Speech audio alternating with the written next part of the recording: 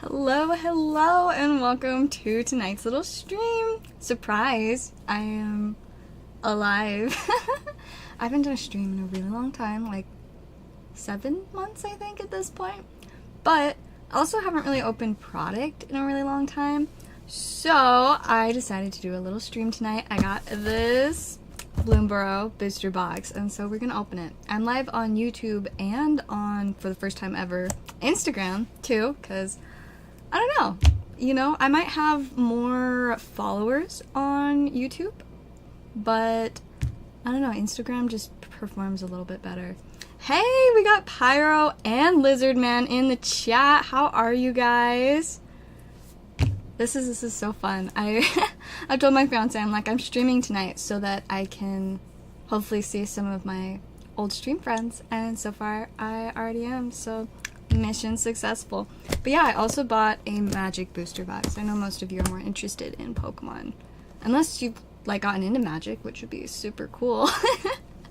But you know, it's what I have. I haven't opened a booster box legitimately in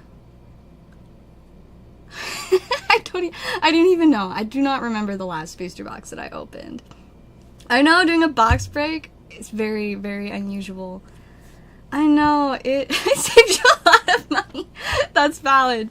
I've saved myself a lot of money by not doing it.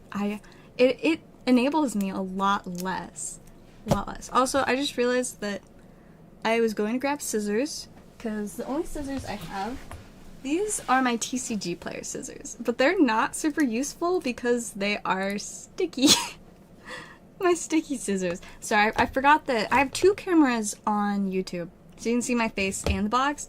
Instagram only has the box, so you cannot see my face on Instagram, unfortunately, since my phone is not one of the cool phones that can do 2 cameras at once. But yeah, we got the sticky TCG player scissors, and the reason they're sticky is because I print out my packing slips for TCG player on this like what's it called? I don't remember what it's called. It's like I would like grab the the paper, but it's like in the little printer. It's like for packages, you know, whatever kind of. I'm sorry, I'm just rambling. Let's open this box. Just consider I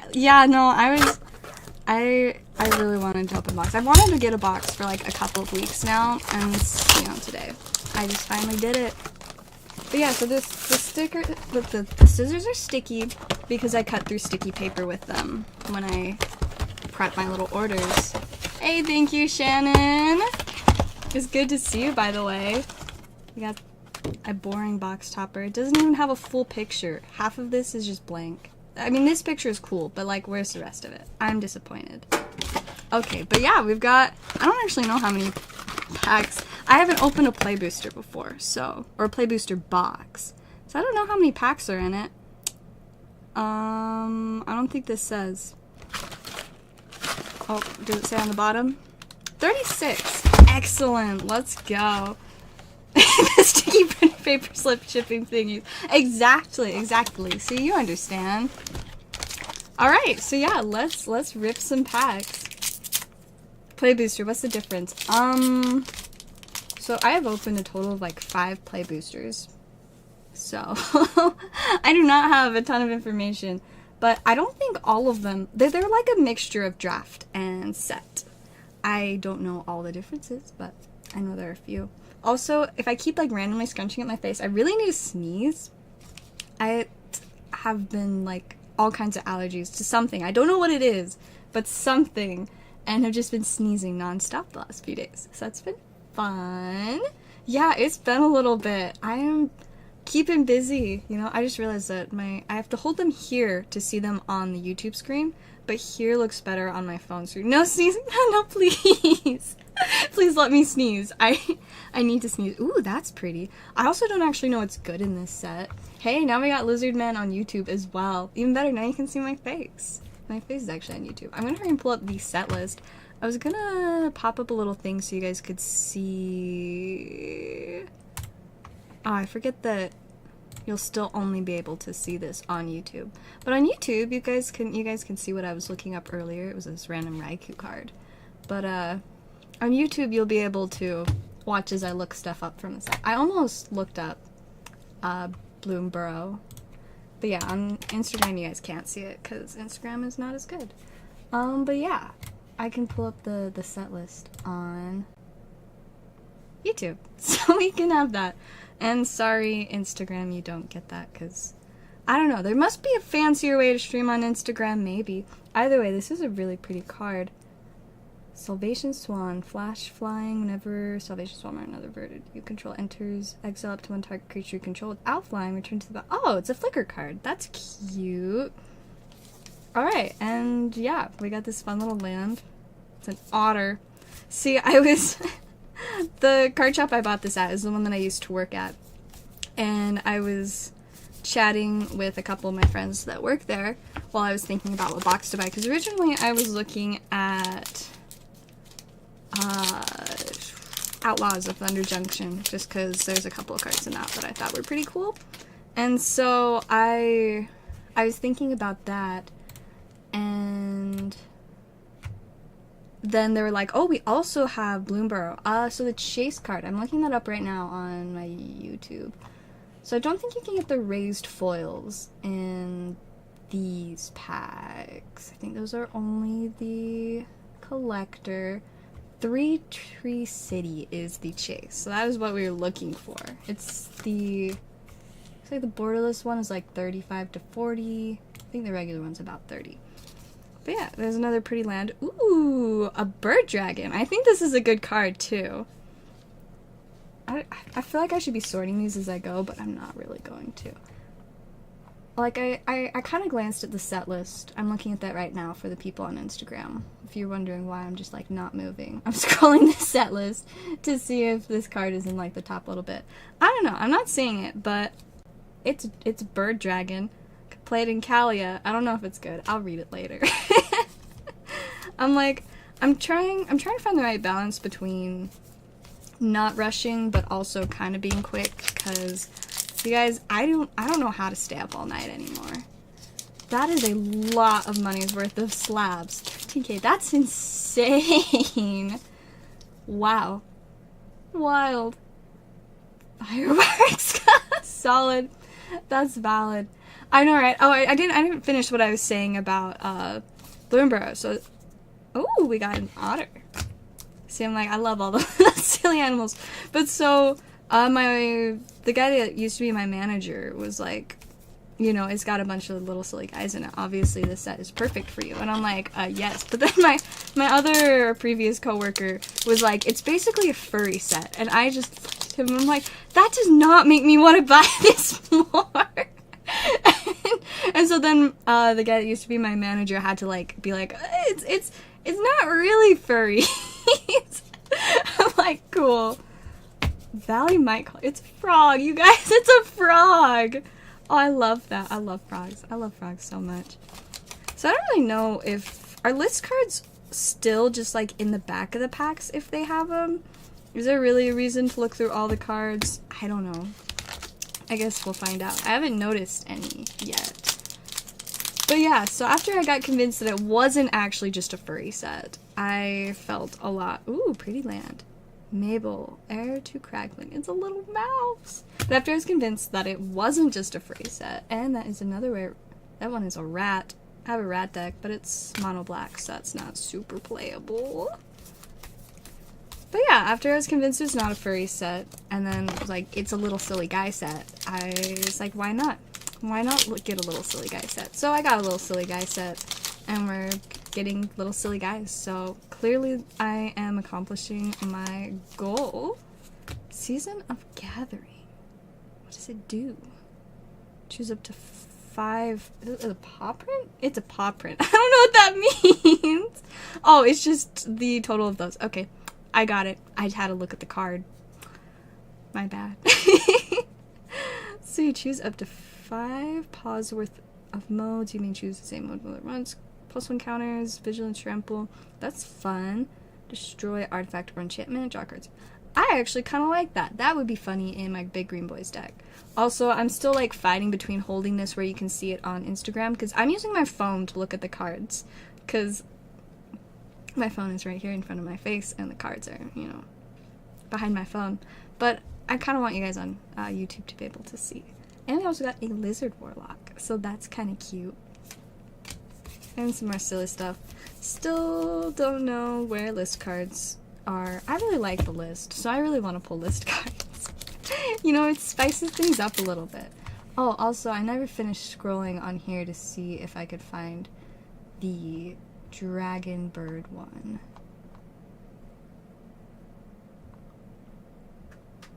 Maybe not. Maybe I won't find it. But I swear I saw it when I was just, like, vaguely looking through this. Fabled Passages in this set. That's fun. Also, I still desperately feel the need to sneeze, and I'm struggling to, so that's a little bit unfun. Another pretty land. I like the lands. Storm Chaser's Challenge. I swear I just scrolled past this on here before. Ah, there's the Bird Dragon. Bird Dragon's like $3.50. I will take it. See, and no list cards. I just want some list cards. I mean, I'm pulling some other chase cards from the set would be fun too. I wouldn't complain. I would like that. Thornplate Intimidator. I started reading it as Transplant, which doesn't make a ton of sense. So I was confused. But he's just a little silly rat guy. Another pretty land. Ooh! I actually just played against this deck tonight. I'm sorry, I'm still holding this off screen on YouTube. I just have to hold it underneath the chat on my phone. I'm like, maybe like move this slightly? No, it doesn't help. The way that I have my phone like sitting on top of my little camera that's for the computer, and it is a bad setup. But I did play against this deck earlier today. I don't remember which one this was. Some encounter. That's kind of fun. I just like that it's a frog. That is my main concern, is that it is a frog. I really like frogs. I used to have pet frogs, fun fact. Hey, it was good to see you, Lizard Man. I know I'd love to stream more, but unfortunately, I don't know, this is probably like a one-time thing happening again. I'm gonna be so busy the next little while. But, I mean, there's always a chance. There's always a chance. Mist Breath Elder, it's another frog. Loving that.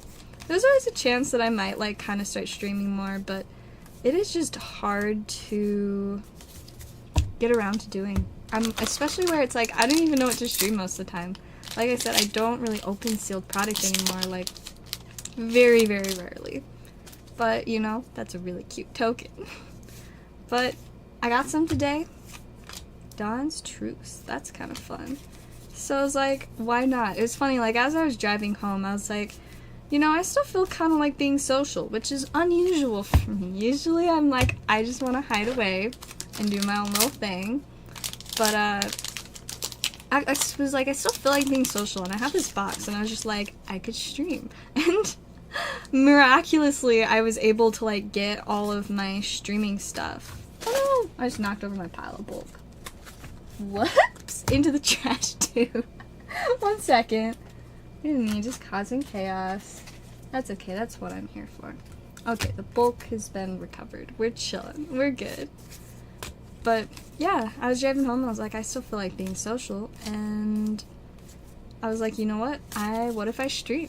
And, yeah, miraculously, I was able to get all of the streaming stuff set up in a total of, like, 30 minutes, which was impressive, because my streaming stuff always seems to have issues, and didn't have any. Well, I did almost have one, but it ended up being, like, the quickest fix. Innkeeper's Talent. I think this one's good too. Beginning combat +1/+1 counter attack. Creature you control.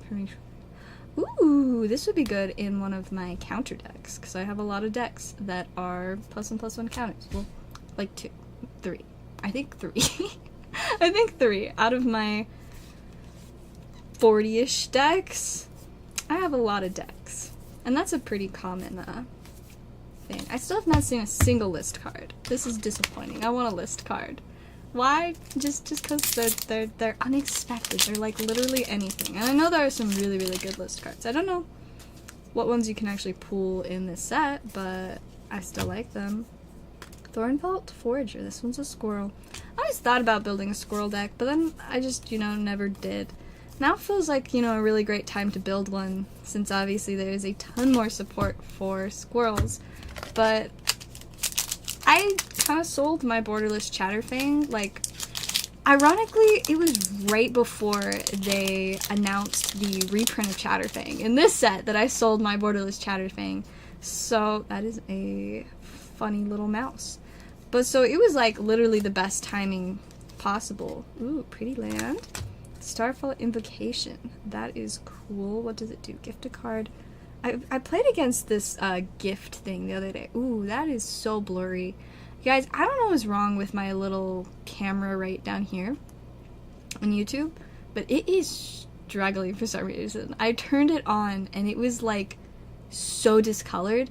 I think it like kind of evened out, but it is just a little funky and it does not, like, look at that. It's like all like fish-eyed too. I don't know if I just grabbed the wrong camera. I have like a pile of random webcams, but I thought that this was the good one. Maybe it's not. I mean, I know the one that I have for my face cam is really good, but I thought this one was good too, but maybe it isn't, because it hasn't been doing great. And we also have a Paw Patch Recruit. That's just gonna start bothering me that it's kind of blurry. It's okay. It doesn't matter. We're here for vibes. Who cares if you can't read what the cards do? I don't know, you guys might. My apologies if you cannot read what they do. Yeah. I'm like, obviously, I legit planned and prepped this stream in about 30 minutes. Ooh, Foil Caretaker's Talent. That's kind of fun. I think that's a decent card. I might be getting more excited than I should be. I'm like, I can quickly scroll through the set list and check. But I thought this was a good one, and it's got a cute little rabbit. Tokens you control enter the battlefield, draw a card. Ability only once each turn. So that's still okay. It's not like the most amazing thing, but it's not bad. Oh, it's Innkeeper's Talent is the good one. It's the green one. Is that the one that I... Yeah, I did draw the Innkeeper's Talent. That one is almost $20, so it's definitely a good card. I thought this one was good too. Oh, this one is! At least the regular version was like maybe 7 or 8. I don't know, that's like the market price and the lowest price are quite different. Oh, those are just all beat up ones. It looks like it's like 10, 11 regular. This is foil though. How much more expensive is foil? Like 11. So basically the same. I will take it. Nice. And a little land. And it's a raccoon! I love raccoons. Raccoons are the best. And any list cards, please? Nope. It's a silly little guy though. I'm just gonna like gently adjust this teeny bit. Maybe that'll be better. Alright, next pack. I would really love to pull the really spicy land. I don't actually know for sure what it does, but I can imagine it would be fun. Another really pretty land. We have a little Bat Warlock. That's great. Darkstar Augur. I don't know. I know how to pronounce a lot of weird words, but not all of them, unfortunately. But I feel like that is acceptable. I don't have to be able to pronounce all of the weird words, right?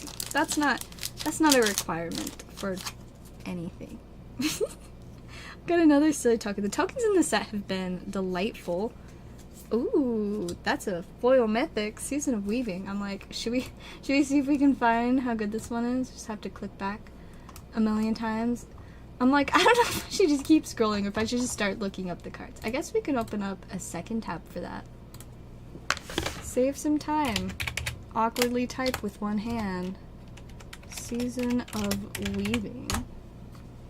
How good is this card? It's like $5. We take that. Well, neat. Don't mind that. And land. Wishing Well. How cute. Still haven't seen any list cards. I really want list cards. because I do. It's just how it is.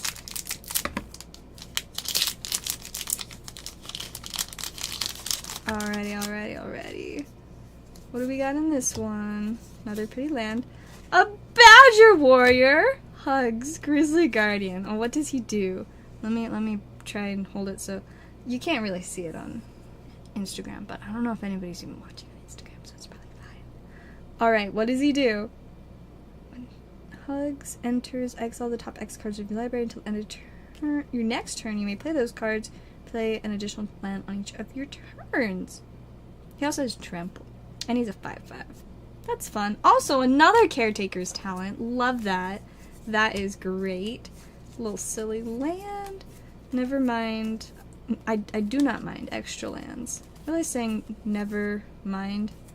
I never mind extra lands. Yeah. Don't mind me. I'm just trying to speak less confusingly. I realize there are a lot of things that I just like naturally default to saying that don't actually make any sense. And it's like, doesn't really matter that much, but a lot of people have no idea what I'm talking about sometimes. And usually that's not a huge problem. I don't work in like a job where that's an issue. I'm self-employed. I can speak however I want. But there are definitely a lot of things that if you don't know that I use words in a certain way, it just will not make any sense whatsoever. Like, one of the words that I always use, interestingly, rotten off viper. I feel like I had a friend that needed this. Maybe it was a different snake. I don't know, but it's a mythic, so that's good. Also, another frog! I love frogs so much. So very much. But yeah, like the word silly. I use the word silly a lot. But I usually mean it as a compliment. Like, if I use the word silly, it's usually a good thing. It's like, it's just delightfully unique or funny, but like a positive kind of funny. Fountain Port. That's not the spicy land, but it's a land. Let's see what it does. I'm trying to like get it so you can maybe. I don't know why this camera is so bad today. That's so blurry. I don't know what the issue is, but you get to tap, add a colorless, or pay 2 and tap, sacrifice a token, draw a card, pay 3, tap, pay 1 life, create a 1/1 blue fish creature token. I love fish creature tokens. Or 4 and tap, create a treasure token. So this is a great card if you just have so much mana and you don't know what to do with it, which is something that occasionally happens. So it's nice to have a little option like that. This camera, I feel like it's just getting worse, but that's okay. That's fine. Not really. It's kind of sad. I'm like, maybe I need to switch my face cam and the hand cam. Maybe that would improve things. I don't want to deal with doing that though, so we will just have a mediocre camera for the cards. But you guys can see my face. I know that's probably not your main goal in being here. I don't know, maybe it is. It's a little silly fox. This one's gold stamped, so that's actually, that might be an otter now that I look at it. I'm not sure. I keep holding it so you can see it on the Instagram stream. I'm not actually sure anybody's watching on Instagram though, which is okay, because like I said, you can't even see my face on Instagram. Can't see me randomly awkwardly looking at the camera, or then me just staring at the cards like for a few minutes straight because I forget that the camera's there. You know, just fun stuff, fun silly stuff. Still no list cards. I think we're about halfway through. I'm like, let's see, this is 5, 10, 14. So we're a little over halfway through.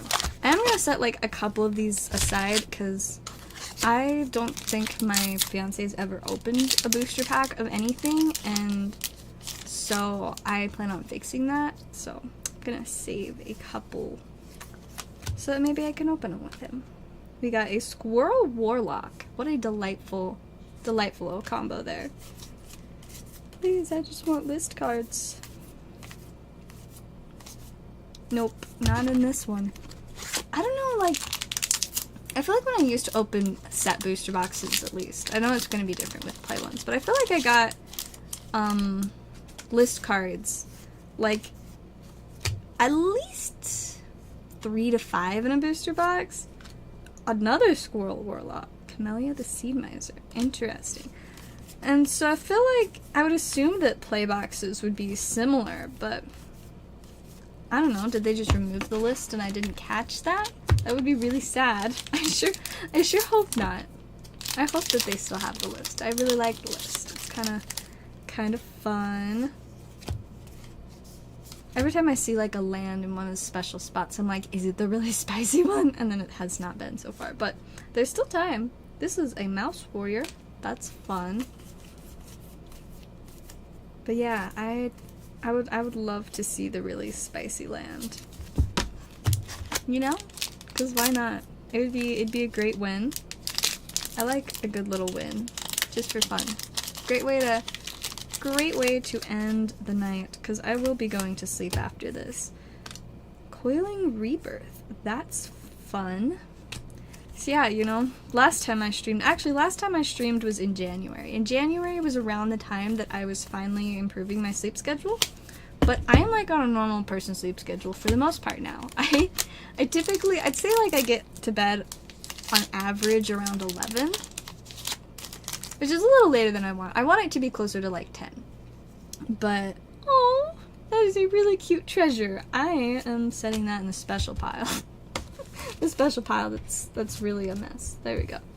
I really like that. But,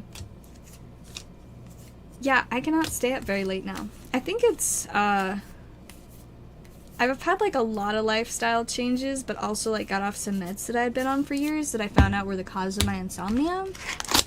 So that was fun, but I can sleep at night now, which is amazing.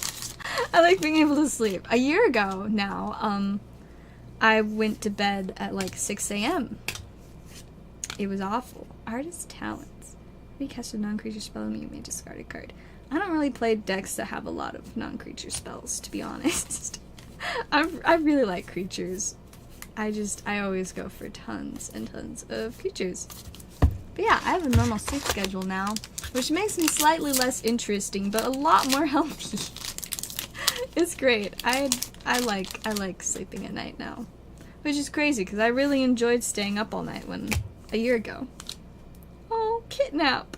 That is adorable. It's just a sleepy raccoon. We love that. But yeah, I cannot stay up very late anymore. I am sleepy right now. So hopefully I'm not being too boring. There's nobody talking in the chat, so I don't know if that just means you guys are all sleepy too, or if I am just being boring. I don't know. Are you guys awake? Are the people watching? Are you even conscious? Dour Port Mage. It's another frog! Amazing. Essence Channeler. Why so hard to find list cards? I'd like one list card, please. We have 4 packs to go. Can we get a list card? That is the question. And the hope and the dream. We shall see. It's a spooky little bat token. Ooh. Relentless Rats. Oh, I like that. That is from the artist's special guest whatever thingy. That is cool.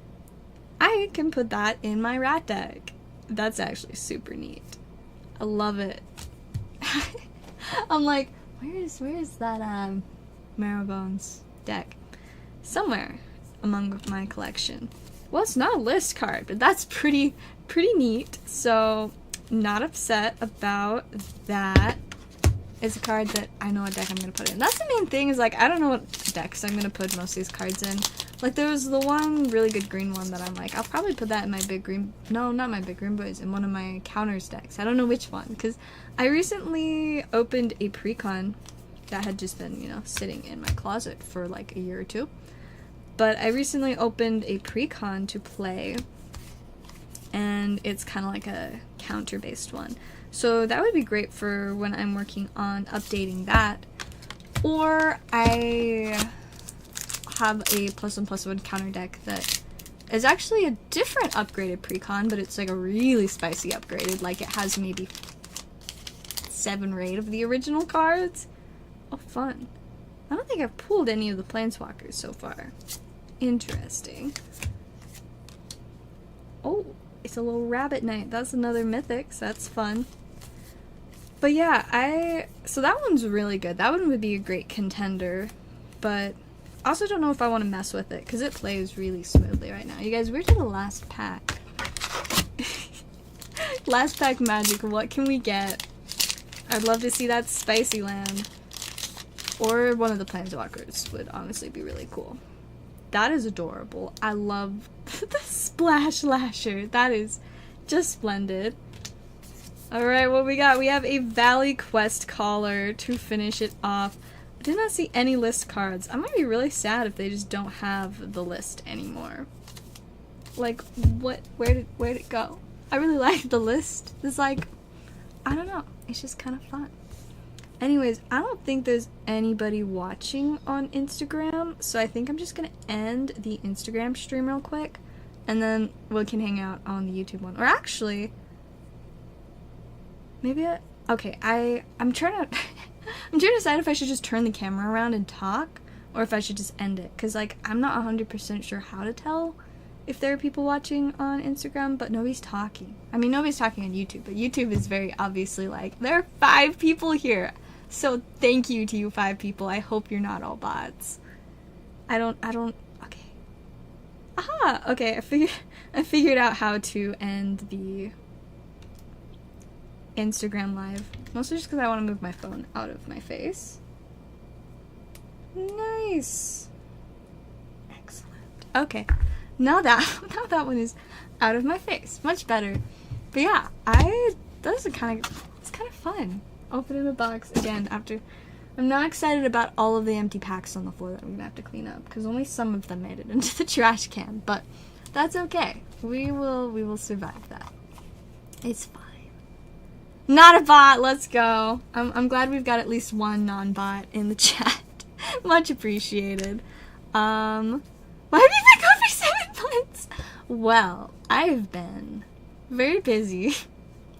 Basically, in the last 7 months, I have changed so much about my life and lifestyle that it is just absolutely insane. I quit most of my jobs and am now full-time selling my own trading cards on mainly Facebook Marketplace, which has been a wild ride. Like, big change. But so, yeah, changed all of my work entirely. Like, a year ago, I had, like, 6 jobs. Like, I had a lot of jobs. I had an addiction. I was collecting jobs like I collect cards. It was wild. Then, I, also very recently got engaged and have been wedding planning. So that has kept me super busy, because wedding planning is a lot of work, and I was like, I'm not gonna hire a wedding planner, I will be the wedding planner. Yeah, it takes a lot of work, but so that has been very exciting and very, very distracting, because obviously I want to spend time with my fiance and wedding plan and figure out what we're doing after we get married. I'm gonna be moving for the first time since I was like 9 months old, so that is gonna be intense. But yeah, so lots of just big changes in my life, and I've been working a lot on like my health and stuff. I was not super healthy for quite a long time. Sorry, I'm just like updating the things that you can see on screen right now, so that, whoa, sorry, things are just gonna bounce around. Hi, okay. You can just have my face now while I'm just talking. Okay, I feel like that works.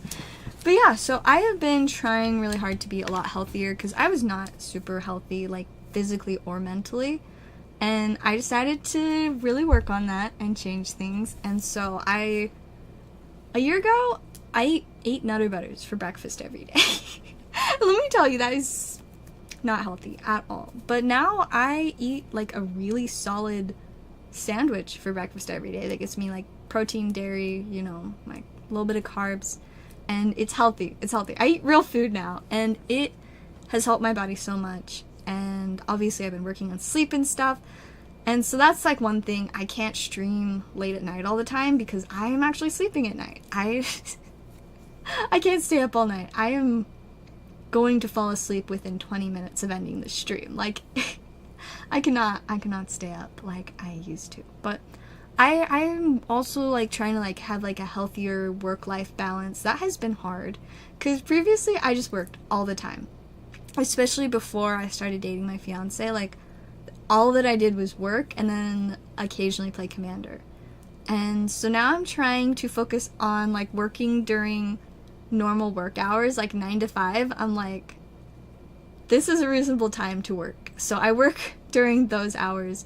And I mean, I have to work a little bit in the evenings here and there, just like when I have big projects that I'm working on, or like when I have people that want to come over and buy cards. I have like a little mini shop set up in the front room of my house. I live with my parents. And my mom is amazing and let me take over half of her at-home office to be like my little card shop. It's just like this cute little room. I don't think I have pictures, otherwise I would show you guys. But I like sell a bunch of stuff on Facebook and people come over and they see my little like mini shop and it's so fun. It's like, I don't think I'm ever gonna end up actually opening my own like official card store like I used to really want to, but this is the next best thing. So I have that and it's really fun. But I've got my little mini shop there and I have people that come over and buy stuff, and a lot of the time people want to come in the evenings, so I'm like, that's like, I kind of do that in the evenings, but usually I'm like, if you can come earlier I will not complain, because I would rather focus on doing work stuff during work hours. And in the evenings, it's like I said, sometimes I'll work on a little bit of stuff. My fiance is also a little bit of a workaholic, which works out very well for me because I always like to be working, but we have a lot of work dates and I love it. I'm like, finding somebody that'll do work dates with me is so perfect for me, because like that is, I'm a workaholic, but obviously I'm trying to balance that more. And so we also do like normal date night stuff too, and like go out with our families. Well, with his family is a lot more outgoing than mine. Mine's like, we eat dinner together a couple times a month. That's what my family does. His family goes out and does stuff, and we do like Sunday dinners every week with them, and so that's fun. But yeah, so I have been a lot busier with that, and, you know, going on dates and all just the little fun things, and, you know, being a normal person with something besides work to do all the time, which is still weird. Sometimes I just have this burning desire to just start working 24/7 again, and I'm like, that's not healthy. It's kind of fun. Like I said, I really do crave it sometimes, but it's not healthy, so I'm trying not to do that. You're not wrong. I did also used to eat trading cards, and honestly, I still would for the right price. Like, if anybody wants to Venmo me $10, I will eat half of one of these random Magic cards on my desk. You know, I still would. I do have. Let me grab the binder. It's like right over here.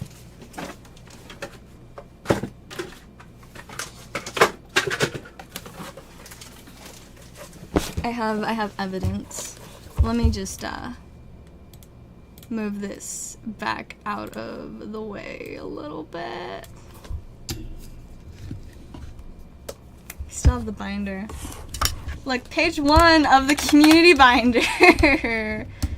Yum. That was thanks to Eddie. Woo! Cameras falling, cameras. Woo! It's my setup is like super sketchy. Not gonna lie. Okay. Camera is secure. So yeah, page 1. Eaton card. Page 2. We have 2 Eaton cards. This one was thanks to Blazer. This one was thanks to Dr. Sodium Chloride. That was a traumatized that traumatized us all. I still joke about that card very regularly. Like, all the time when I play Magic. And then page 3 is just 6 half-eaten cards. That is all that page 3 of the community binder is. We have code card.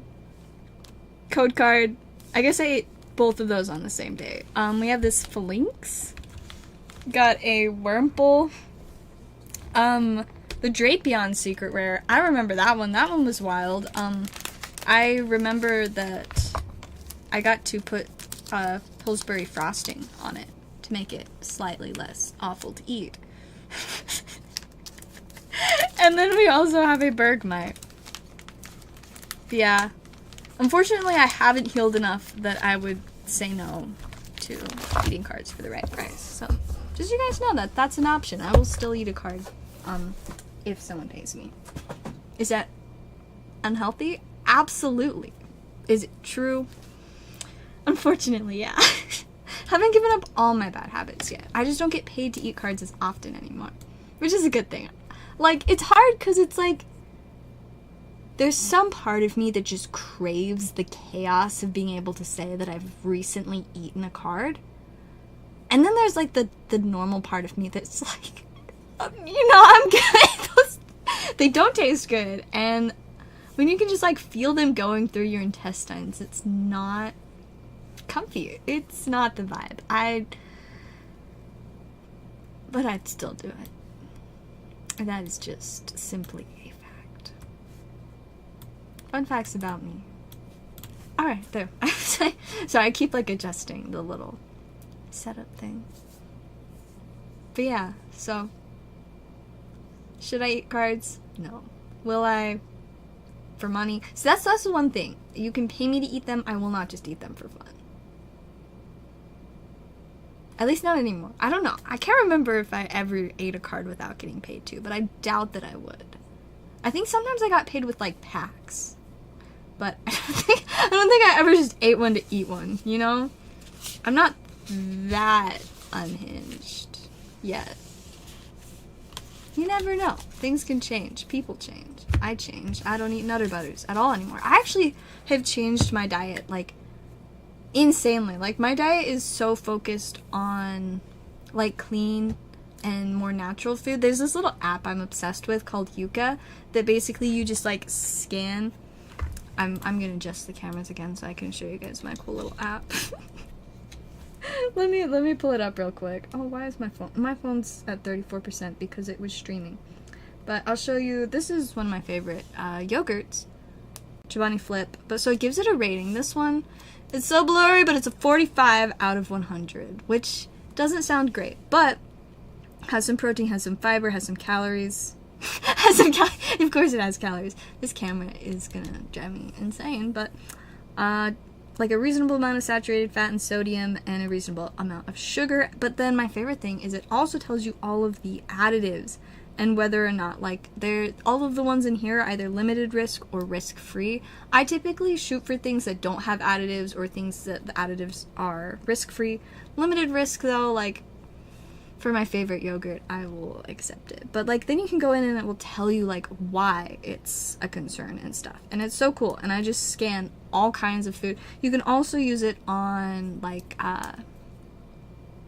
shampoo and conditioner and stuff like that. And it is, I love it. I'm kind of obsessed with it because it's just, it encourages like a healthier living, being more aware of like what's actually in the food that I eat, which is so neat. But yeah, I'm just trying to like be a lot more natural in the way that I eat and like taking care of myself, and I can feel a difference.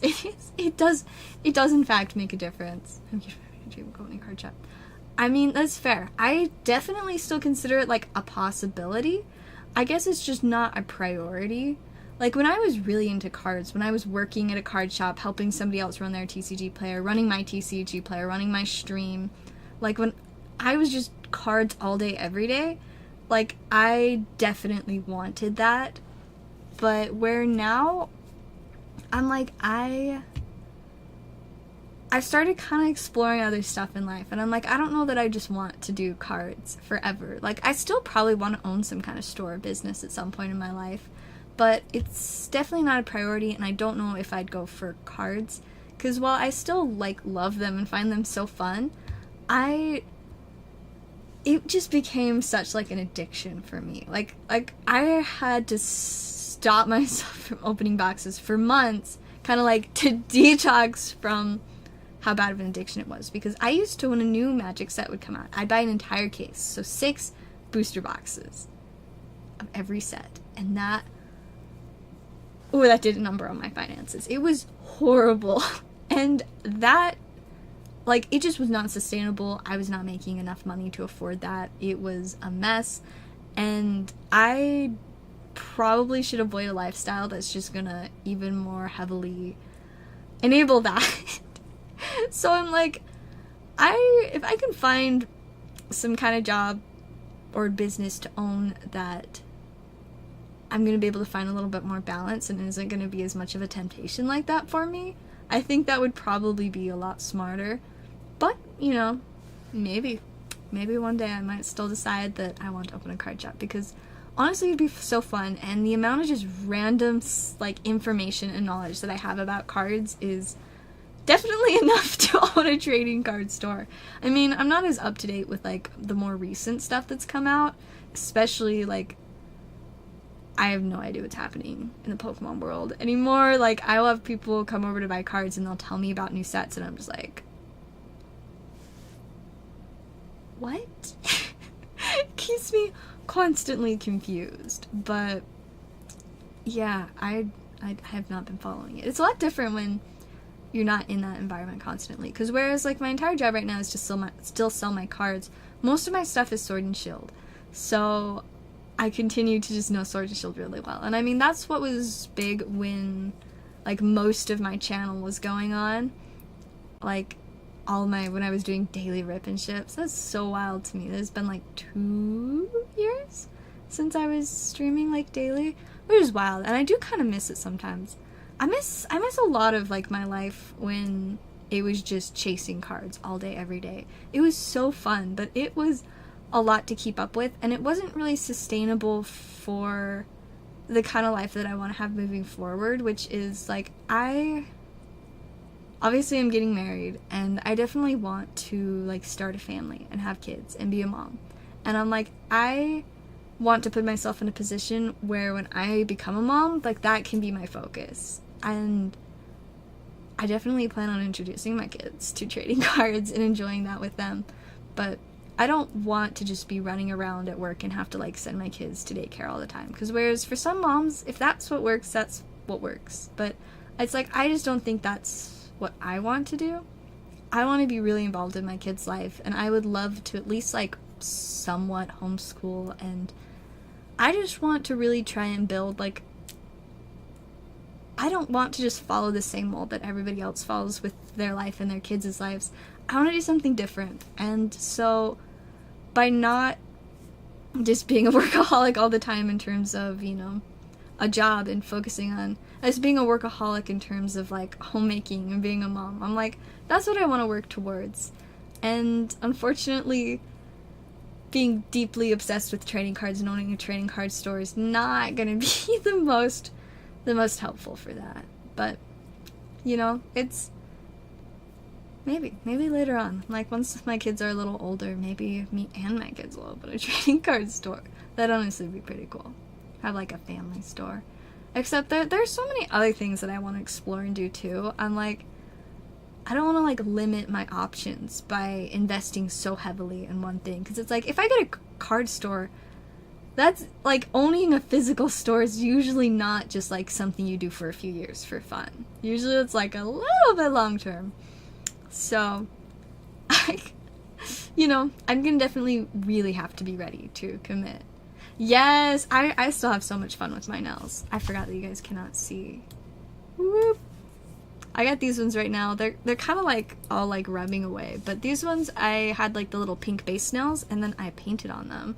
There's a bunch of random shapes and weird little things, and they're so fun. But I don't know if any of you guys have seen my most recent video of my Google Maps nails, but I am insanely proud of those. 1, because of just how unhinged they are, and 2, because they actually turned out so cool. But, I'm like, maybe I'll, like, quickly add that link in the chat for that video, because I haven't, done a shorts version of it yet, because I need to do the voiceover, and it took a little bit longer to edit. But, I just want to share the link. Yes, thank you. But I did already post, like, a longer version of the video. It's like 3 or 4 minutes long, but these nails took a long time to make. I think when I sat down to start editing and got all the footage like put together, it was around 3 hours worth. And that's not all of it because I don't video everything, but what I did video was like 3 hours worth of video. So it took a long time, but I mean, it's not like, I definitely have had sets of nails that I've spent a total of like 8 to 10 hours on. So it's not new. It's not new at all. But the Google Maps ones, they turned out so cool. So I would definitely recommend checking that video out, add it to your like watch later, or watch it now if you really want to, or just watch it after stream ends. I don't know how much longer I'm going to stream, but we'll see. We'll see how long I feel like chatting. I honestly enjoy this so much. I'm like, it's funny because like, I'm not, I guess, okay, so I've done a lot of like reflection and stuff, and what I've realized about myself is I am not super comfortable in group settings where I feel like I have to compete if I want to be heard.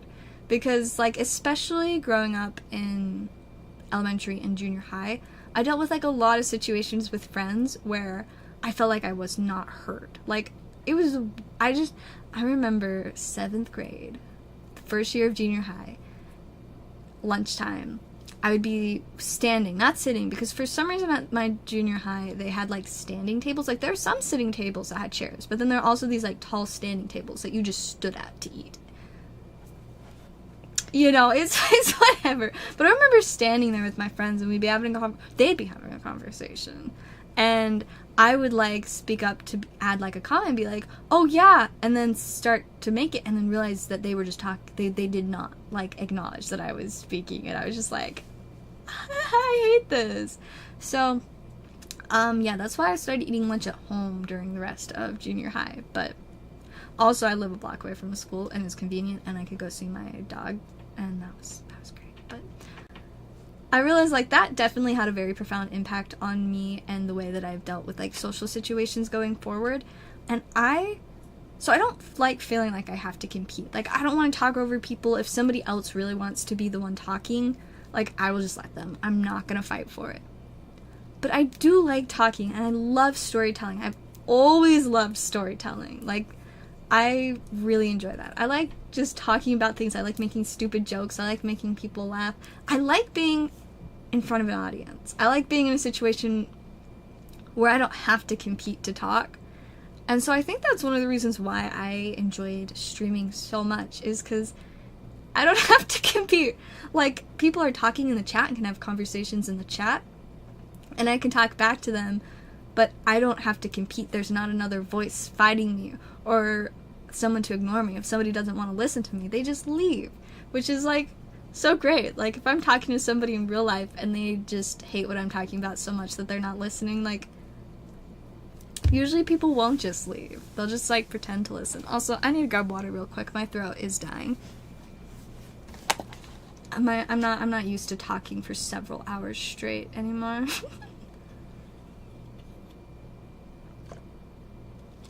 Also, fun fact, I drink water now. Last time y'all see me, that was not the case. I used to drink juice and lemonade instead of water. I now drink water, which is so much better. It's great. It's good. But yeah, so I enjoy just being able to talk, and I like that people like to listen to what I have to say. Like, that just, I don't know. It's like it heals some part of me, and it makes me happy, and I enjoy that. So thank you guys for just wanting to be here and listen to me, because that makes me very happy. So thank you. You can have a dedicated sword room at your new place. Oh, I wish. I've still got to discuss with my fiance. So the first place that we're gonna live is his parents have like a little basement apartment in the house that they're building. Hopefully it'll be ready by the time we get married in October. But so it's still like in their house. It's partially their house. I have to see if I can get an okay to hang a bunch of swords up on the wall. And obviously I want to take into account my fiance's decorational opinions. I don't know if he's gonna care that much. I mean, I know that he thinks swords are cool too. I just don't know if he wants them on the walls. But I definitely hope to be able to display them, but I don't know for sure if his parents will want us to, you know, drill a bunch of holes in the walls to put swords up. But whenever we get our own house, I will definitely have a place to display all my swords. I'm excited for that. Also, fun fact, I, until today, had forgotten that I also own a ninja star. I got that, I think, for Christmas. But it's just been hiding on this weird shelf with a bunch of really random things. But I saw it today. I was just like, I think out loud, I was just like, oh, I forgot that I have a ninja star. And then I just, like, walked away smiling, like, I own a ninja star. This is so cool. So I'll have to include some way to display that, too, because it's pretty neat. I just show you guys. You guys want to see my ninja star? Give me one moment. I will grab my ninja star.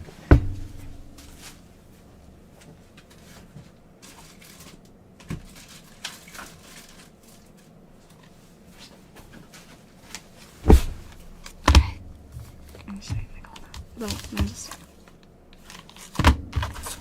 So yeah, it comes in this little fancy case. Oh, it's so cool. Look at this thing. Like, it is intense. Like, it's actually kind of sharp. Like, it hurts to touch it. Yeah, look at that little spicy thing. So that's my ninja star. If I threw it at my computer, it'd probably break it. But yeah, I feel so cool. I don't think I've shown you guys my most recent swords either. I have several more swords than I did before. Well, not several, but like a couple. So I'll show you guys. So first I have my one sword that is on my wall, which is behind this weird little closet door. My closet is right here. This is the door that I never close. But I've got on the wall behind it. Ooh. Oh no, it's stuck. I'm struggling. 1 second. Aha. So this is the first sword I ever bought on my 18th birthday, because you have to be 18 to buy swords, because they are considered lethal weapons. But this is the first sword I ever bought, and I'm gonna whack myself in the face with it. It's not sharpened, but it is a real sword, like actual metal. Makes nice clangy noises, but this is number 1. It is amazing. And that feels so cool. And it hangs out on my wall over here. Put that back.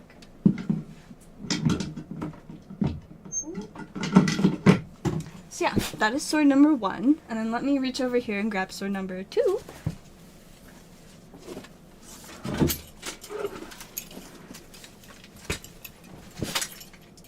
I just grabbed all of them so I can not just keep randomly reaching off screen. So sword number 2 came with this amazing hilt. This one I bought for my 19th birthday. Because after I bought the one on my 18th, I was like, I'm going to get a sword for my birthday every year from now on. So yeah, this is sword number 2. Very fancy. Also kind of, you know, medieval, but also not sharpened because my mom said that I'm not allowed to have sharpened swords in her house, and I respect that. But it's okay, I'm moving out, so I can have sharpened swords soon if I want. Not that I need a sharpened sword, but I can have one, and just that is great. And then, so, sword number 3 is a special one because for my 20th birthday, I was extremely broke because I had just bought in my car. And so, there was not money to get a sword. But, my fiance now, boyfriend at the time, was cool enough to get me this absolutely incredible sword. It is like a Knights Templar Mason whatever ceremonial sword, I think from the 1800s, but it has got all kinds of like cool, you can kind of see like there's cool designs on it. Got like some guy's name, but yeah, it is so neat. Got like this super duper fancy, like it is so cool. So this is what he got me for my birthday, and that was pretty amazing. Like, girls, get yourself a man that will buy you a ceremonial Knights Templar Mason sword for your birthday because you can't afford one. But yeah, so that is sword number 3. And then swords number 4 and 5. Doesn't look like a sword, but it's actually 2. Tell me that's not so cool. So I got this one for Black Friday. And yeah, it's fun. It's got these cool like dragon claw orb things on each end. And then yeah, 2. Isn't that so fun? So yeah, that was a really fun little thing. And yeah, those are my swords. All 5 of them. Oh my goodness, I'm struggling to get this lined back up right. Maybe.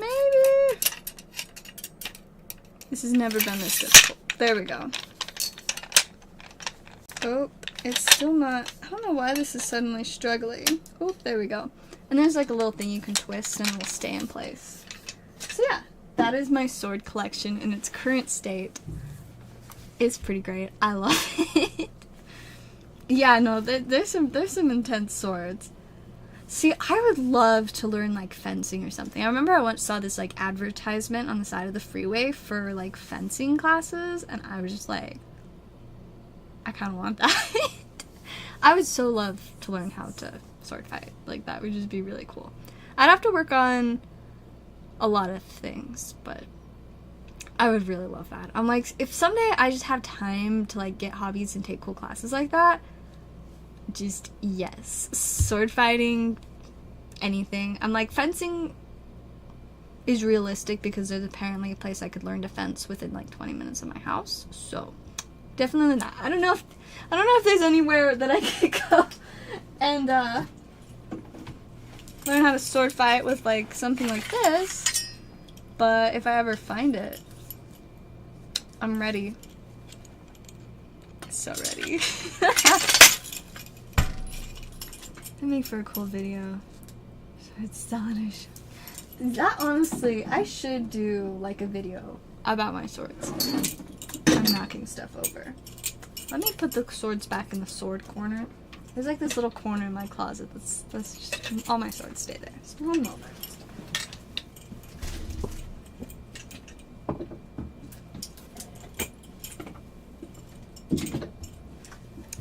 Alrighty. Ooh, I accidentally turned my screen off. Love screen. I bumped a cord. I cannot see. Oh, okay, it's back. We're good. Yeah, I should definitely make a video like about my swords. See, there's so many things that I've realized I've talked about so much on stream, but I've never actually made like official videos or story times about them. And I should work on that because so much content. I should just, work on posting more content in general, which I kind of am this week. Didn't for most of August. Most of August I just didn't post anything. But the last week I've posted like 2 videos, so that's improvement. And I'm streaming, which is crazy. Hey, welcome Max! How are you? I know, right? I've returned, and thank you. I'm so excited. October 12th, I will be married, which is insane. Like, a year ago, if you'd asked me what I thought I would be doing 2024, I would not say getting married. Because a year ago, so actually it's almost been a full year since I officially started dating my now fiance. September 7th is the day, so I'm excited for that. That's next Saturday. Isn't that fun? I'm pretty excited about it. But yeah, it is very, very exciting. I am like, I'm so thrilled. I cannot believe that it's only a month and a half away. Like, it is insane. It is wild. Like, wow. We're getting married. It's such just a crazy thing. Like, life is so wild. A year ago, I was just working 24/7, and I still work a lot, but not nearly as much, so much healthier, and I'm getting married. It's great. I'm enjoying it, though. Like I said earlier, like, there are still times that I just want to go back to being my, like, insane workaholic self. Every once in a while, I'm like, what if I just, get more jobs? I don't need to. I absolutely do not need to. But I really want, like, to just get a little part-time job. Which, I really love working, you guys. There's pros and cons to it. But the game store that I worked at for like 2.5 years, I originally got my job there for fun. Like, legitimately just because I wanted to. And then it became my main job for a while. And never paid great, but it was fun, and it was a great experience. I really liked working there. There were ups and downs, but it would be a lie if I said I didn't sometimes wish that I still worked there, because it was fun. I really enjoyed the people that I worked with. Like, my manager and I got along so well, and it was just a fun job. I loved being able to, like, help make decisions and do big things, and it was kind of funny, but one of my, like, favorite little random things to do would be to, like, help clean things out, because there's so many, like, just, like, messes and issues that the store had that nobody really wanted to deal with. And so, like, if we had, like, a slow day and there weren't a lot of customers, I'd just pick something on the list and go for it. And I was responsible and I was trusted, so I had permission to, like, go and, you know, they trusted that I could just go and figure out something to do. And so I loved just working on little things like that nobody else wanted to do, to just make the store a little bit better of an environment. And they have this really sketchy back room, and it was extremely sketchy when I first started working there.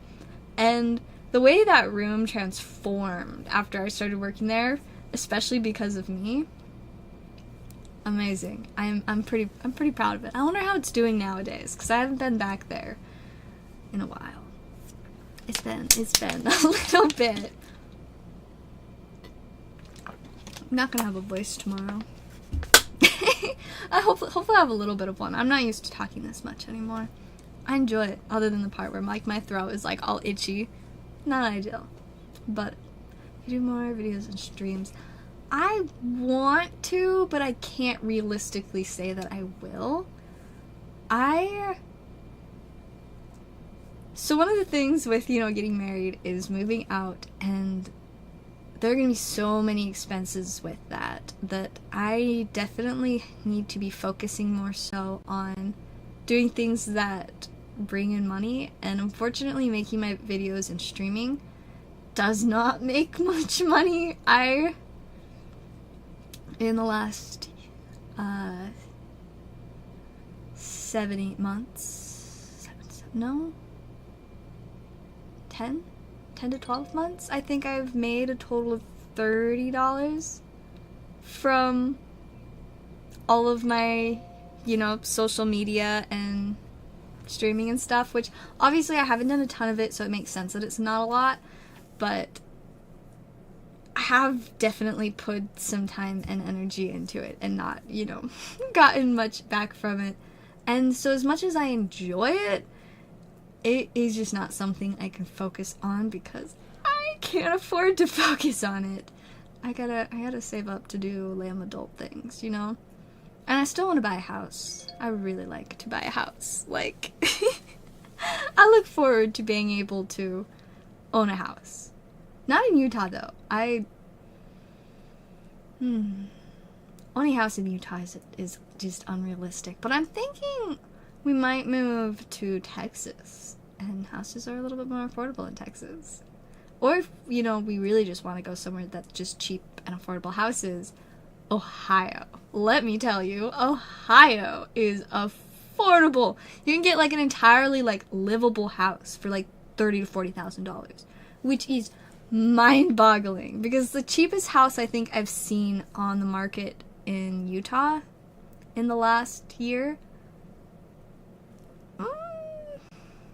I guess I saw a couple for like $100,000, but those weren't actually livable, and they were in the middle of nowhere. So not a very realistic place to live, but like in an actual place, like $250,000 for the teeniest little place, like 500 square feet in a bad neighborhood. So not the place you super want to be.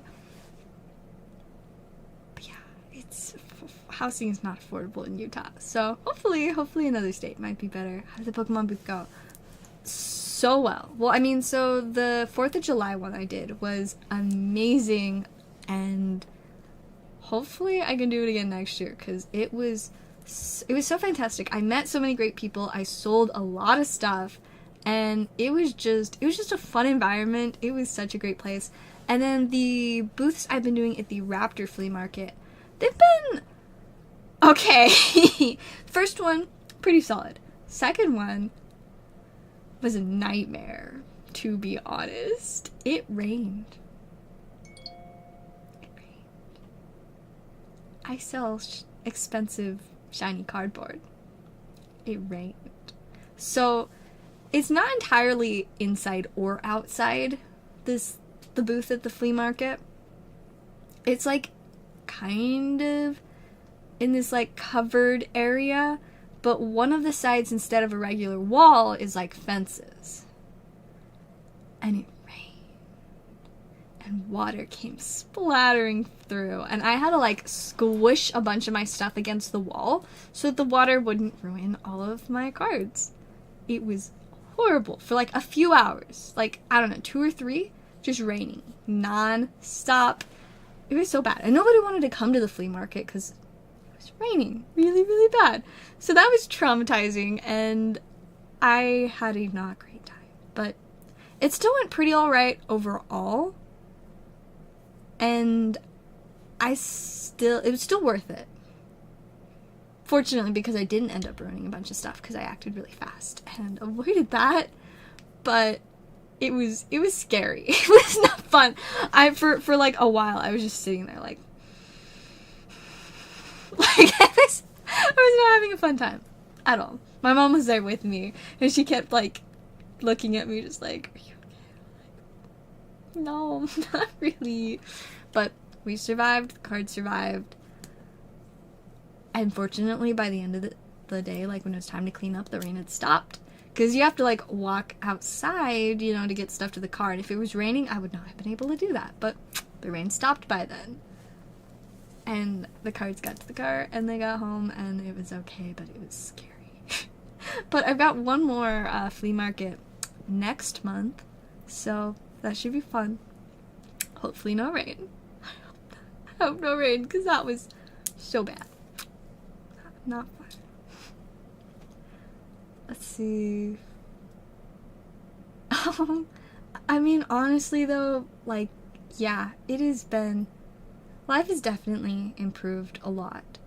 And there are certainly things I miss from the unhealthy times of my life, but ultimately I'm so much of a better situation now. Like, my physical and mental health is better than it has been in like 5+ years. Like, it, more than that, love. It is, yeah. I am in such better condition. I'm so much happier. Like, it is insane. And I do stuff like drink water and get enough sleep. Like, a year ago, if you'd offered me water, I just wouldn't drink it. I'd be like, I'm good, I don't drink water. Which is so wild to me now. I'm like, I love water. It's great. It's healthy. It makes my body feel better. Like, I don't know, it's funny. I used to like, I did not like the taste of drinking water. Like, I was not a fan, and now I'm like, nice. It's good stuff. Your body needs it for the chemical reactions that allow it to make energy. Water is good. But yeah, no, life is a lot better now. And I intend to just keep making it better. And I mean, the way I look at life has changed a lot too. A year ago, I legitimately am not totally sure what I was doing. I was existing. I was trying to keep myself distracted, like just trying to avoid having to think about, what am I even doing here? What is the point of any of this? And now I'm like, I have such a different outlook on life. I'm like, there's so much to do in life and so many opportunities. And I'm a very religious person, so I do believe that there is an afterlife. Like, there is more going on after this life. But if there's more after, there must be some reason for the situation and the state that we're in right now. And I might as well take advantage of that. I might as well try to figure out what I'm trying to do here. And based off of, like, my religious beliefs, we're here to progress, we're here to learn, we're here to become better and to gain knowledge. And so I want to do as much as I can to grow as a person and just like as a being, as something that exists. I want to grow and I want to progress and I want to learn things and I want to experience things. And so I should be focusing on living my life in a way that allows that. And so, like, it is just such a more like wholesome and motivating way to live life. I'm trying to accomplish things. I'm trying to experience and learn things, and it's so much better than just chaotically trying to do all of the things all of the time to just keep my mind busy so that I don't have to think about what I am trying to do. I was just trying to be busy, and now it's like, now I'm trying to get somewhere. Life is like a game. Like, people always like talk about like, oh, what if it's all just a simulation? Well, the way I believe, in a way, it kind of is. Because if there was something before this and there's something after, but we can't remember and we don't exactly know, to me, I feel like that makes it so that I can just consider this a game that is somehow going to impact whatever happens afterwards. I don't know how exactly, but what I do know is that I'm here now, and why not figure out just how much I can do and accomplish, and just how interesting of a life I can live, how many things I can do and learn and figure out. And so now that is my focus. My goal is to progress, to experience things, to live life, and not just to keep myself busy so I don't have to think about hard things. Now I'm like, if there's a hard thing to think about, I'm like, well, this is all just a game, so don't have to freak out that much. But hey, let's figure out how I can best deal with this. And, you know, that's gone pretty well so far. It's been, you know, not a super duper long time, but I feel like it's definitely pushing me in like a healthier and a better direction, and really like giving me a chance to like to just exist, to experience things. And it's such just a different way of living from what I was doing before. And it's like, I do really miss just the busy, just on that work grind all the time kind of thing. Because in a way that was fun. I didn't mind playing the game that way. But I'm like, there are a lot of other ways to play the game. So why just do the same thing over and over again forever when there are so many other things that I can do and so many other things that I can learn? And I'm so fascinated by like knowledge and experience, and like there's so much more for me to learn, and I want to learn and figure out like as much of it as I can. So doing the same thing over and over again isn't gonna let me do that. So I'm gonna do some different stuff now. I'm gonna give myself a chance to be in situations that allow me to learn more. And so unfortunately sometimes that means saying goodbye to things that I've liked or enjoyed in the past. But the important part is that it's also saying hello to a whole bunch of new things, a whole bunch of new experiences. It's like, I'm not giving away like I'm about to say the experience of experiencing, but I feel like that's way too repetitive. But it's like, I can move on from things, but that doesn't change the fact that like I experienced that and I was able to enjoy it. And like one of the big things I've thought a lot about, with especially where there's a good chance I'll be moving out of state, and I'm like, I'm definitely gonna miss the people that I met and the friends that I made like at the game store that I worked at, and now I go and play Magic there like once a week. Like, I'm genuinely going to miss them when I move out of the state. But it's not like I'm just saying goodbye and they like no longer exist to me. It's like nothing will change, that we were great friends, that they were people that I loved hanging out with. And there's always a chance that they might, you know, be in my life again. I might move back to Utah. I might, you know, reconnect with them online. It's like, it's not like they're just disappearing. Nothing will change the fact that they were people that I was friends with. They'll still be my friends, and it's okay that we won't get to see each other as often. A little sad, but it's okay. And I'll also have the chance to meet so many more new amazing people that I never would have been able to meet if I just stayed in the same place forever. And so it's okay that things are changing, and that I won't always get to be around the same people in the same places, because that's going to allow me to meet even more people and to see even more places. And my fiance, whose whole life him and his family have been like huge travelers, and they've been to a lot of different countries and things, and he always just talks about the perspective that it's given him and the way it makes him look at things differently. And I'm so excited to have that, because I have not traveled much. I've never left the country. I've been to, I think, less than 10 different states, and never to any of them for very long. Let me get another drink. My voice is like struggling. But it's like, I really have not seen much other than just the little area of Utah that I'm in. I'm like, there's so much more for me to discover and to learn about, and so much more perspective for me to gain. So like, I don't want to just hold myself back from that. I want to actually get to see that, to experience that, to learn from that. And so by, going to new places, living in different places, like, that is going to provide such an opportunity to discover so much more than I could ever discover just staying where I am. And yeah, it's, a little scary, and there are things that I will miss, but it's okay, and is an opportunity for me to just grow and to progress and to learn things, and that is amazing. And so I'm excited about it. And obviously, like,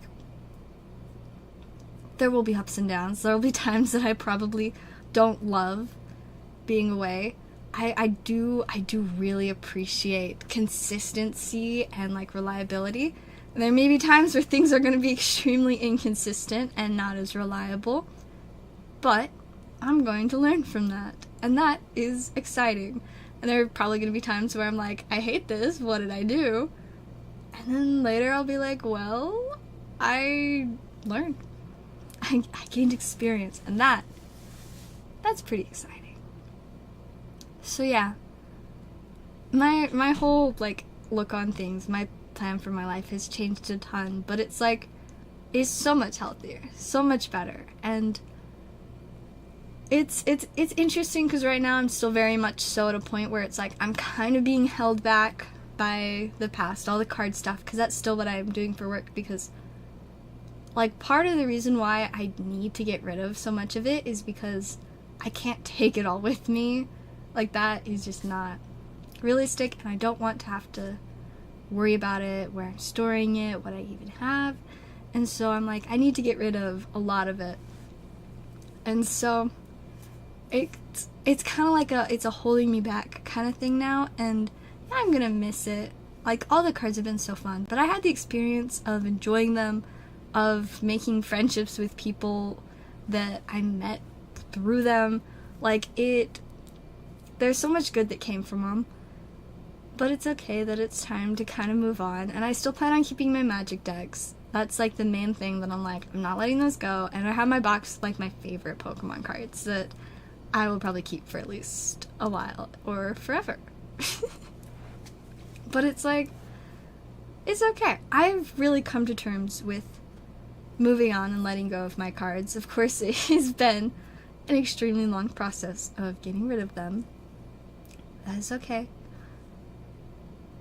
I guess it's good to have something that's pacing me, because I definitely get really, like, hyper and, like, jittery and anxious. Very anxious person, and I feel like I have to go so fast, but I don't need to go so fast. And so it's good to have something that really forces me to, take my time a little bit. Like, yes, it does feel like it's holding me back, and there's so much that I want to do and experience that I have to wait, but it's okay, because I'm still doing and experiencing a lot of new things, even as is. And so it's okay. I don't have to do it all at once. I was like at a very pivotal point as I was, like, figuring out a lot of this stuff. And I just felt so, like, trapped. And I was just like, I feel like none of this is going as fast as I need it to. I feel like I'm not accomplishing enough each day. And I found this song, and I loved listening to it. It's by Benson Boone, and it's called Slow It Down. And I was just playing on a repeat because I really liked it. Like, it was super vibey. But then, one of the times I played it, it just hit me. It's like, listen to what these lyrics are saying. Slow it down. You don't have to rush so much. Like, it is okay that things take time. It is okay that you are still being held back by this, because you are still making progress. You are still getting somewhere. You don't have to get everywhere right now. Like, you can take some time, so slow down. And so I still feel this deep internal need to rush and do fast, to be fast and to do everything at once and to just be free of things that are holding me back. But there's actually a lot of value in that. There's so much value in being a little bit slower and in taking the time and in not rushing figuring things out, because the amount of like increased knowledge that you get just by giving something a little bit more time is pretty significant. It makes a difference. And so it's like, while I feel so ready in a lot of ways, there are other ways that I am not ready and that I'm going to need time to get ready. And so it's okay. It's okay. I will slow it down. Thank you to Benson Boone for that advice. Very young candidate. Hey, that I would love to spend time in Canada. I'm like, I want to live a little bit of everywhere throughout my life, and going to Canada would be so cool. I at least want to like go on a trip there. I have a handful of friends that I used to be really big into Discord, and some of my best friends from Discord. I know one of them, I know she doesn't live there full time, but she's been going to school there, and I'm like, I would love to make a little trip to Canada to say hi to her and maybe a couple of the other friends that I made. But yeah, I would love to spend time in Canada. And like, Canada is definitely one of the places I want to like visit and meet people at. And I've heard a lot of my fiance loves Ireland, and I'm so excited to go there. Unfortunately, I don't have any friends that I've met online that live there, but that one sounds so cool, and I'm sure when we go there I'll meet some cool people. But the Netherlands, I've got a couple of friends from the Netherlands that I would love to meet, one in England as well. I also have a friend from Israel, and so badly wanted to like plan a trip to go and meet them, and then things got a little messy there, and that is no longer realistic at all, which is very sad. This friend is like, they're like a cousin, you know? Like, they're like a friend. We don't talk a ton, but like, we are definitely friends, and we care about each other, and we love to like check up on each other here and there, and like get life updates and stuff. But I'm like, I would so love to be able to visit them, but I cannot. Just hope and pray that one day things will calm down and that I will be able to visit them. That would be very nice. But yeah, I look forward to getting to like travel, which is so interesting because when I was younger, I like never really had an interest in traveling. I think it partially stemmed from the fact that my family has never really traveled. Like I said, I've been to less than 10 states, and like I probably spent less than 3 weeks worth of time out of Utah in my entire 20 years of being alive. So I've not been to a lot of places for very long. Like, a week of that was when my family went to California when I was 10. Went to Disneyland. Fun fact, I've never been to the ocean, because the one time we were in California, we forgot to go. So yeah, never seen the ocean. So that's great. I went to like a youth camp thing in, I think it was Idaho. I think it was like right on like the Idaho-Montana border. So I was there for a little bit, and then there's a time that my family went to Yellowstone for like 4 or 5 days. And that's about it.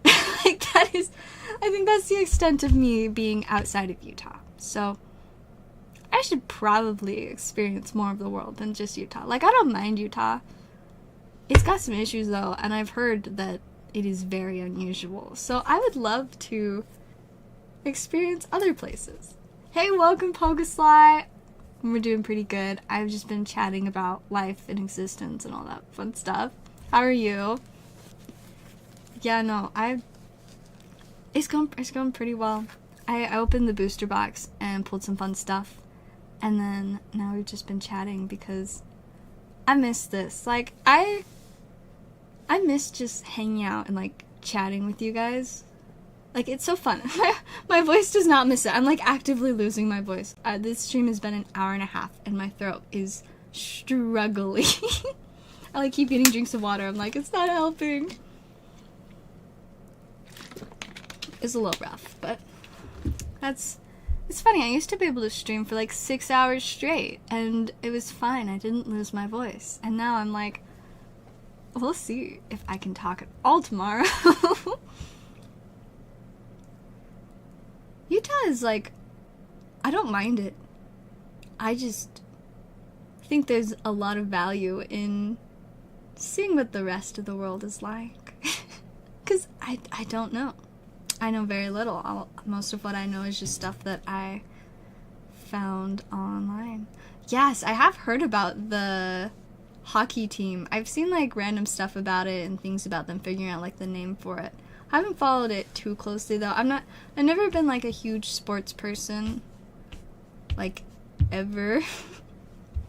But I do know that. I don't know where I heard the news. I think it's just stuff that pops up, like, on Facebook, because Facebook is like, I know where you live. So, here's some news that has to do with the state that you live in. And I'm glad to hear it, Pokesly.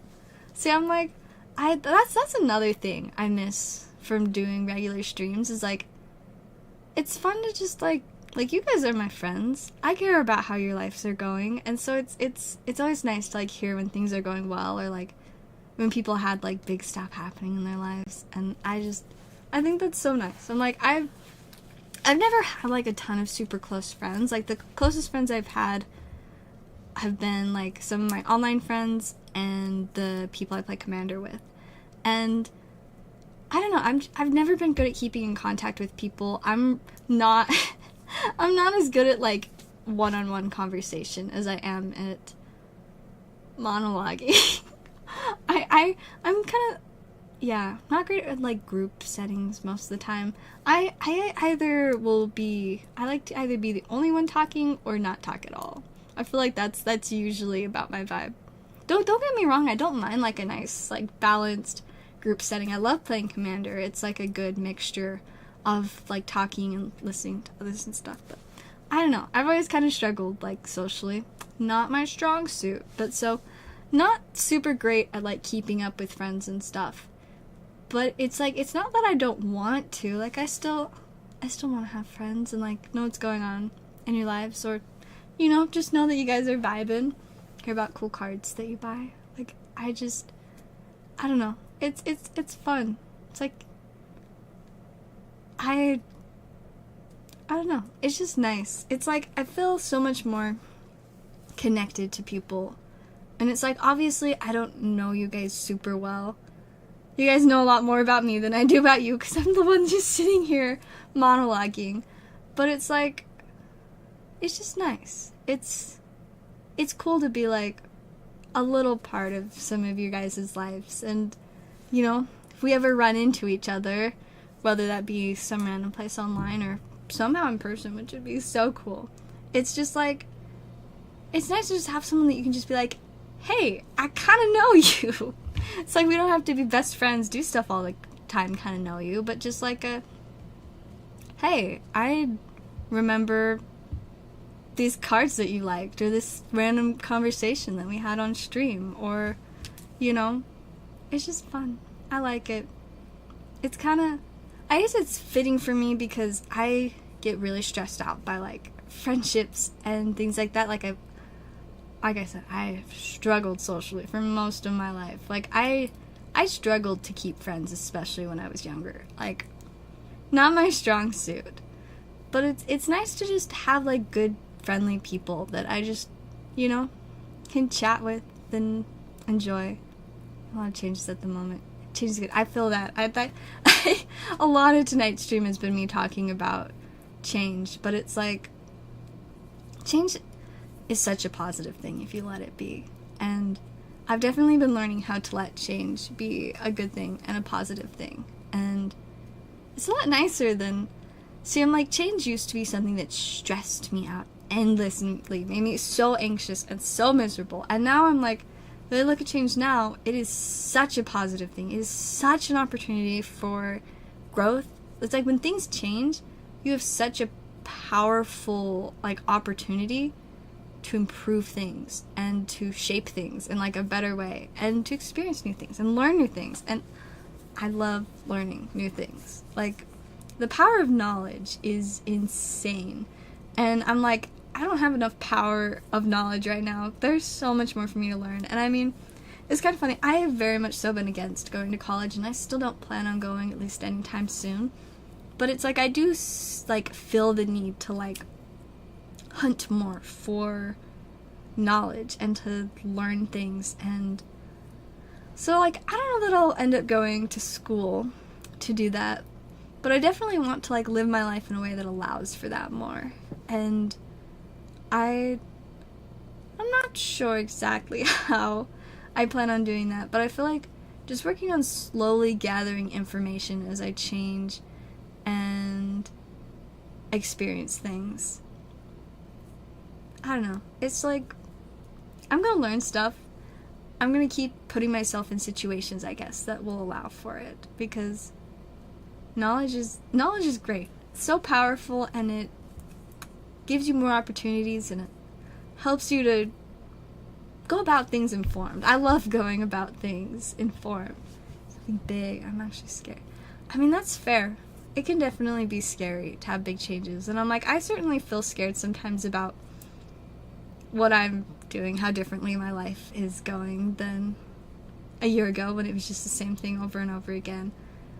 But I feel like, at least the way I look at it, that has helped me so much is just really focusing on, it's like, big change is an opportunity for big improvement. And not every time things are going to succeed, but the important part is that whatever happens, you can look at it and be like, I'm going to figure this out. Like, sometimes things aren't quite going to go as planned. That is just an opportunity to readjust, recalibrate, refigure things out, and try to figure out, you know, what's going to go a little bit better. Taking one day at a time. I feel like there's so much value in that. Like, I definitely get overwhelmed when I just try to focus on, like, the big picture. It's like, I can have a goal that's a ways away, but let's focus on what I can do today to accomplish that. Because if I focus on, well, what do I have to do all of this week? What do I have to do in all of this time? I am going to go crazy and just be beyond stressed and anxious, and it's going to be extra hard to accomplish stuff. But if I just focus on, well, what am I doing today to accomplish this? Like, getting rid of all my cards has been a process. Like, it has been so difficult, and there's definitely a lot of things that I've tried that have not worked very well, but I just keep trying to figure out more different ways to do things, figure out what works best, and each day it's like, alright, so what is on the agenda? What are, like, the immediate things I need to do?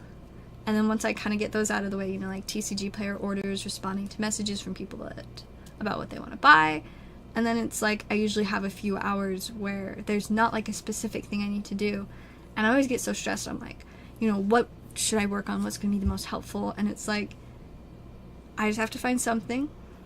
I need to focus on not wasting time and pick something and be like, okay, this helps me accomplish my purpose. So if I have the immediate things out of the way, as long as I'm doing something that helps me accomplish my purpose, then that is good, that is productive, that is something worth doing. And then I work on that. And some days I do still just get completely stressed out of my mind and then bounce between, like, 5 different things and barely get anything done, and that is not super helpful. There are a lot of days like that still. But it's like the days that I just am like, okay, this is something that helps me accomplish my purpose. It's helping me get to that goal that's a ways off. So I don't have to focus on trying to stress about figuring out if this is the exact best, most helpful thing to do.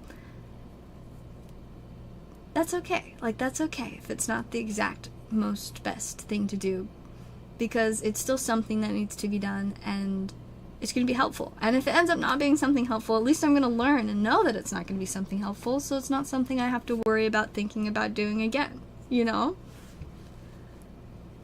Autodidacticism? Self-taught humans gain traction over recent years and access to so much knowledge some people don't need official higher learning.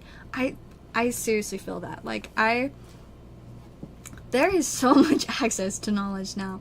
And I'm like, I don't think higher education is necessary. Like, there's so much knowledge that you can just achieve if you take the time to look for it online. And I'm like, I'm not a huge fan of just being on social media, because it is a great way to waste a lot of time, and unfortunately I do have quite a tendency to enjoy just absolutely pointless, chaotic content that is in no way beneficial.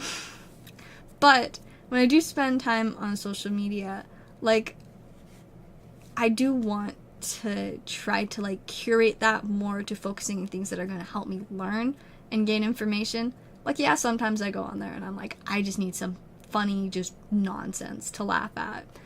But other times it's like, I want things that are going to teach me about the world, that are going to teach me about life, that are going to promote healthy living, promote ways to be more successful.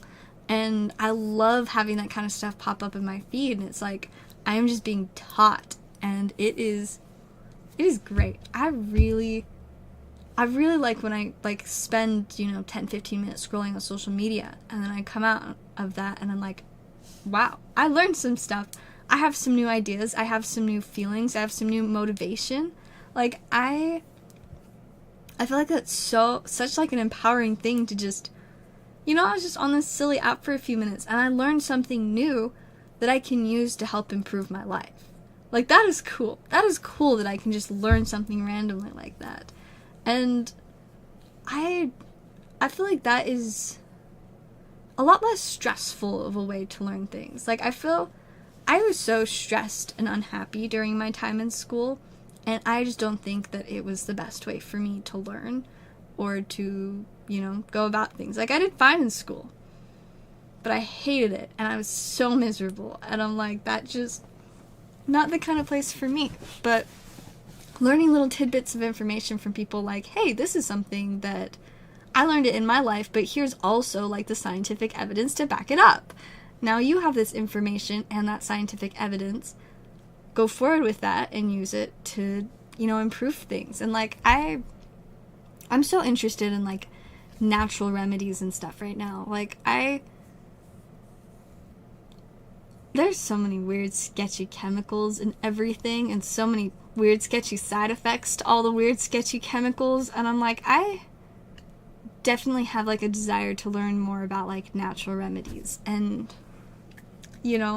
how I can use resources like plants, very, very natural things, to help take care of my body rather than just chemicals. Because, yeah, sure, some, like, don't get me wrong, there are plenty of chemicals that can very much so help people, but there are definitely a lot of weird side effects, and it's just so far from, like, nature and, like, what is natural. Like, I don't know, there's a lot to it, but I find so much interest in that stuff, and I love, like, getting stuff about, like, natural remedy plants and things like that in my feed. I'm like, I really want to have, like, a whole, like, little garden when I one day have my own little place where I can grow these kind of plants, and then I can keep learning about these kind of things and find more natural ways to deal with things. Because I'm like, I've had, like, adverse reactions and issues with a lot of different, like, medications and different things like that, and there are just so many other issues. I'm like, you see the commercials and they're, like, for medicines and stuff, and at the end it's like the disclaimer of, like, 80 horrible side effects, and I'm like, that just feels so wrong. Like, there's gotta be, like, a simpler, healthier, natural way to do that. And there are so many insane plants that are completely natural, that don't have all those side effects. Like, yeah, some of them might have some side effects, and there's always a chance that you'll be allergic to them, but it's usually like a lot lower risk. As long as you're being smart with it, you're not just like grabbing mushrooms and being like, this looks like it might be the mushroom that can possibly help with this certain thing, so I'm just going to eat it. Like, no, you gotta be more careful than that. But I just have so much interest in learning more about that stuff, and I love it when I get things like that in my feed, and I'm like, it's just increasing my knowledge and giving me a little bit more of like a chance to understand stuff like that and see the value of it and see people that practice it in their lives and how it positively benefits them. And I'm like, I want more of that. I love that that's just knowledge that I can just gain, that I don't have to pay money for. Like, I just have to pay a little bit of time and a little bit of consideration. I'm almost out of water. When I run out of water and my voice gets too scratchy, I guess that'll be when it's time to end. I mean, it's almost 1. I don't know how I'm still awake. It's past my bedtime. It's the weekend, though, so that's okay. I can stay up a little late. No, not really. I forgot. I have to be up at, like, 8:30. So maybe I should just end. I'll give it a few more minutes, but because this has been fun. I've enjoyed it. I do need to wrap up soon, though. Hopefully, I don't know that I'll do a lot of like box breaks and stuff, but I do hope to maybe occasionally do more streams. Just hang out and chat. It's like, I would so love if that could actually be like something I could do and like make good money off of doing, because it's enjoyable, and obviously it's a little tiring and takes a number on my voice. But I would so love if it was something bigger. But it's like, I just enjoy it. For the 5 people that are watching, like, just having you here, I love that. I enjoy that. And I love when people comment in the chat and just, like, I don't know. It's refreshing. It's fun. I enjoy it.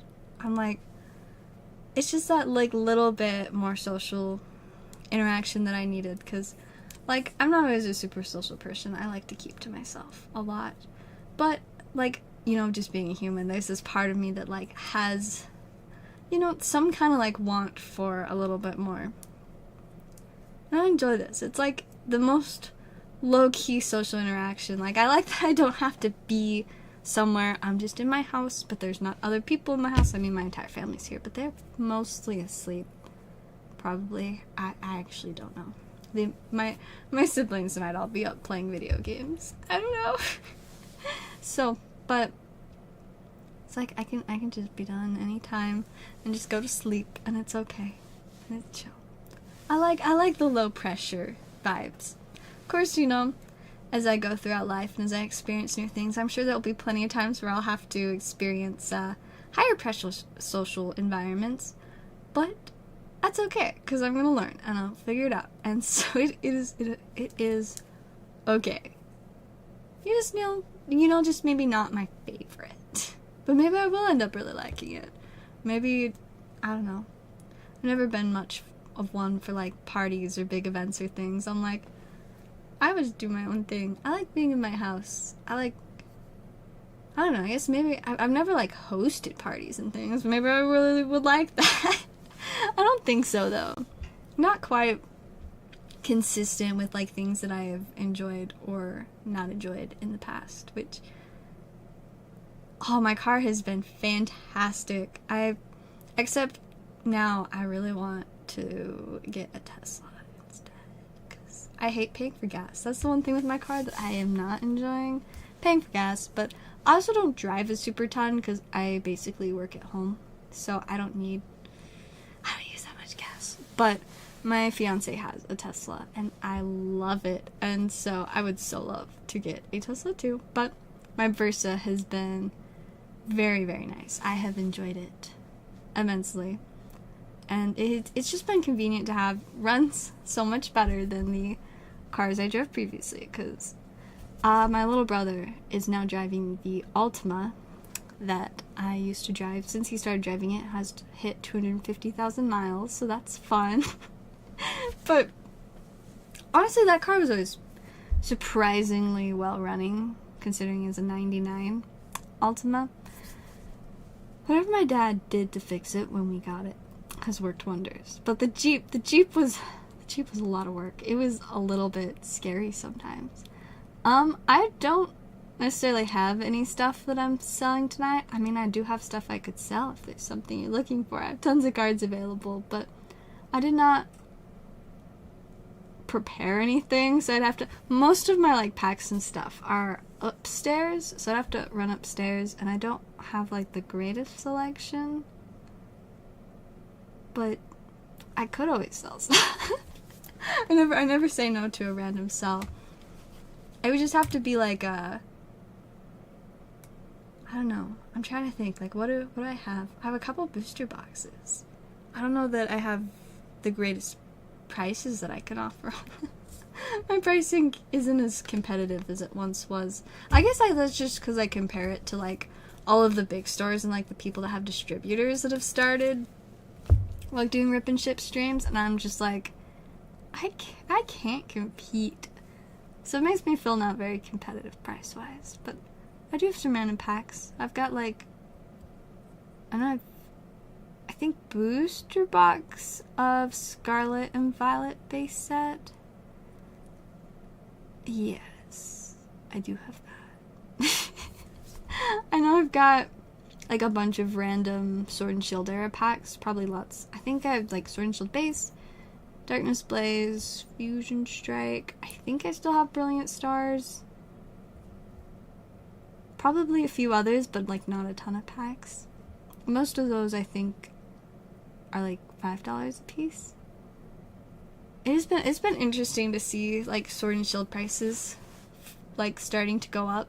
Because, like, I was so into it when they were, like, all at their lowest. But now they're kind of hard to find, which is... It's, like, exciting, but also sad. Because I'm like, there's this part of me that it just loved that I could just go and buy a Brilliant Stars booster box. And now, I don't know if those... I don't remember. I feel like they're at, like, close to 200 now. I loved when I could just get one at MSRP. Or a little less. I really liked it when I could find them for a little bit less. But what are they at now? How is Brilliant Stars doing? Those are all just Japanese boxes or loose packs. Japanese packs, I do have a few Japanese packs. Sorry, I'm just checking the Brilliant Stars booster box price. Yeah, those are at like $190. So yeah, a little more expensive. So Japanese pack wise, I know I have one of the Chilling Rain sets. I have Snow Hazard, which is part of how they evolved, and then I have Fairy Rise, which is, I think it's part of Guardians Rising, so it's like Sun and Moon era, which is pretty cool. I can pull up the little... Where's Poke Collector on my computer? Boop. Let's see if we can find the Fairy Rise. Fairy Rise is pretty cool. I think it's like, it's got like the Alolan Ninetales, and I think... I gotta look at Japanese sets. I'm looking in English. That's not very helpful. Where is it? Fairy Rise! I found it. Yes. Ooh. Yeah, so Alolan Ninetales, the Xerneas Prism Star, which is super sweet. Mimikyu, Sigilyph, that's the other, and Sceptile. I love Sceptile. And yeah, Chase's Mina and Morty. You got the Rainbow Rares, Full Arts. Got the Netball. Nice. And a couple other secret rares. So I do have that one. I think I usually sell those packs for 10 each. And then the two other sets. I always group the other two together because the packs are both like the same color of blue. It's kind of inconvenient when I'm trying to explain which packs are which. But they're not even from the same era. Silverlands, that's what it's called. That is the one set. We got Volcanion, Calyrex. Ooh, Glaring Rapidash is in there. That's kind of fun. Ooh, does that mean it has the alt art? Yes! That's exciting. So it's got the Calyrex V alt art, Rapidash alt art, Tornadus alt art. I love that one. Trainers Flannery, Dr. Penny, and Melody. Nice. And we got the Sears. Oh yeah, and the Ice Rider Calyrex VMAX. So I do have that set too. Those are $5 a pack. And then pretty sure it's called Snow Hazard. One of the earlier ones. Yep. Snow Hazard. Wochin? I don't know how to pronounce it, to be honest. That one. Xin Pao. The sword tooth one. I love that guy. Annihilate. And Spicy Chase. Oh, we have a little Bramblin. Morel, SQ, Frigibax, Arctibax, and Baxcalibur. Gotharita. Rabska. Pseudo. I love the Pseudo Wudo. We got Orthworm. Rookity. The Dunsparce. We got the Full Arts. All the Full Arts. Oh, Grusha! That's the chase in this one. I was like, I know there was something really spicy. It's Grusha. I mean, I guess that's the Grusha that you really want. I realize you guys probably like can't even really see this. It's so small. I just covered my face for a second. This is the card I like best from it, though. Extra Spicy Sword Tooth. But yeah, those packs are $5 each as well. I'd have to check how many I actually have of any of them. But I do know that I still have all 3 of those. If they are of any interest, just let me know. But yeah, Japanese sets are always fun. I'm like interested in Fairy Rise. Yes, Cash App works great. Let me. Whoops. Sorry, I'm just gonna pull my Cash App on there. It's actually not even logged in, so let me double check that I know my Cash App info. And then I can go and grab those packs and show them to you. Yeah, so it is just Zellaveire. I'll put that in the chat. And then if you do want to just like include, I think like $5 should cover the shipping. I can just ship it out tomorrow if that sounds good to you. And then I'll go grab those packs and be back momentarily. If I can find my be right back screen. I found it. Okay, I'll be right back.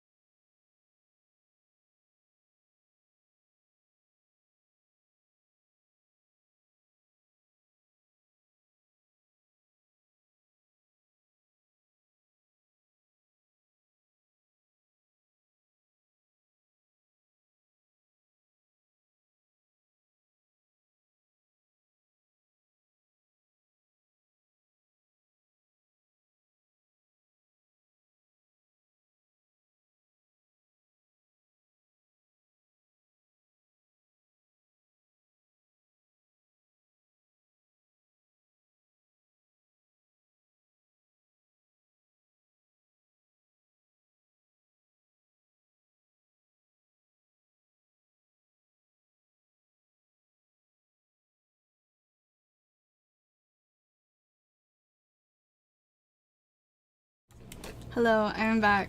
I brought my whole little, I have this little like box of pack things, but I realized that there's too much stuff on my desk, so I will set it on the floor.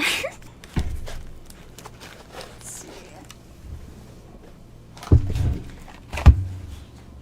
And I will move that back out of the way, and we will make this small. Perfect. Is that too big? I think. I don't know. But yeah, so these are the Fairy Rise packs. This camera is so funky. It is also tilted. Move my magic cards slightly out of the way. So yeah, those are the little Fairy Rise packs. I have a lot of them.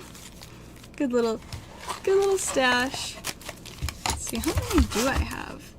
2, 4, 6, 8, 10, 12, 14, 16, 18, 19. I have 19 of them. That is a pretty solid amount. So yeah, if you're interested in those, I do in fact have them. It was funny, I went upstairs to find them, and at first I could not, and I was like, what if I can't find them? And then I just realized that they were on a different shelf than I was expecting them to be on. But they were still there, so it is all good. Yes, $10 each for the Fairy Rise. There's unfortunately no board to show us the prices.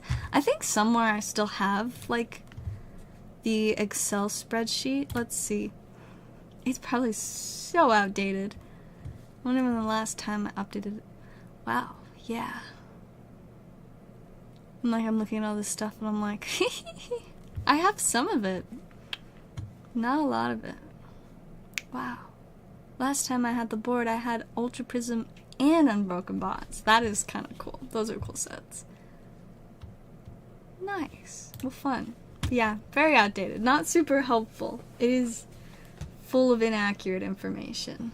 Like it says I have packs of Evolving Skies. I cannot keep those in stock for the life of me. Like, I so constantly have people asking if I have Evolving Skies, and I feel so bad because every time I'm just like, nope. I am very much so out of that set. I'm like, the only Evolving Skies I have left is my little personal stash that I'm not very interested in selling. What am I going to do with it? I don't know, please.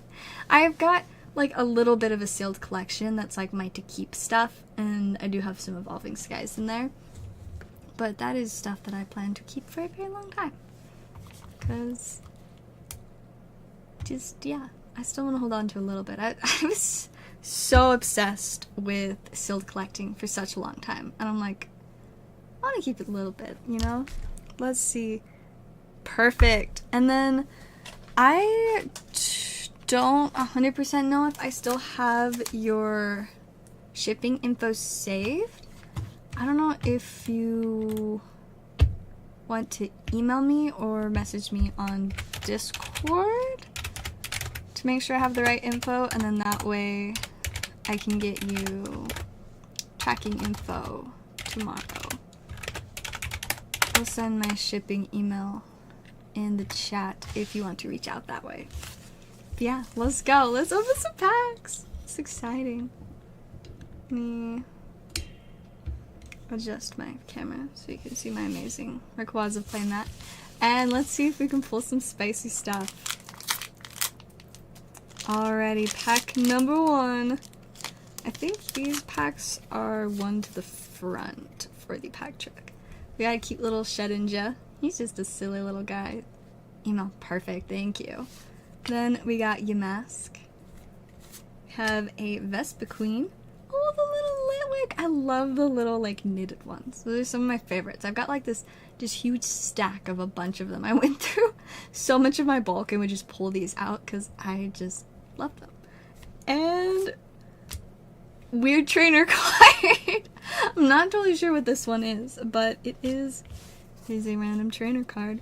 This is pack number 1. Let's see if we can get some foil out of pack number 2. Please. Want something shiny. The Japanese foils look so good too. Like, even just the regular holo foils are beautiful. Alrighty, we've got a Fairy Charm. There is a Wurmple.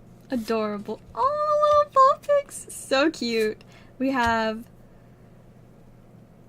Cascoon, maybe? And, ooh, we got something foil. Ooh, the Gardevoir. That is absolutely stunning. Let me grab you a sleeve for that one. That sleeve has writing on it. I don't think you want a sleeve that says $2 on it. There we go. Look at a nice shiny sleeve for a very shiny Gardevoir. That is such a pretty card. Absolutely stunning. Congrats on that. I know it's not quite as exciting as, like, you know, an ultra secret rare, but the holofoils in these sets are just stunning. So pretty. Let me get a little stack going for you. Like, where are my little bags? Put them over there. Okay. we will just... there we go. Gotta find my sticky notes. Because I do still keep them on my desk after... after years of always needing tons of sticky notes while streaming. I now like just always have a bunch of them on my desk. Alrighty, and we will get those safely set in a little spot over here.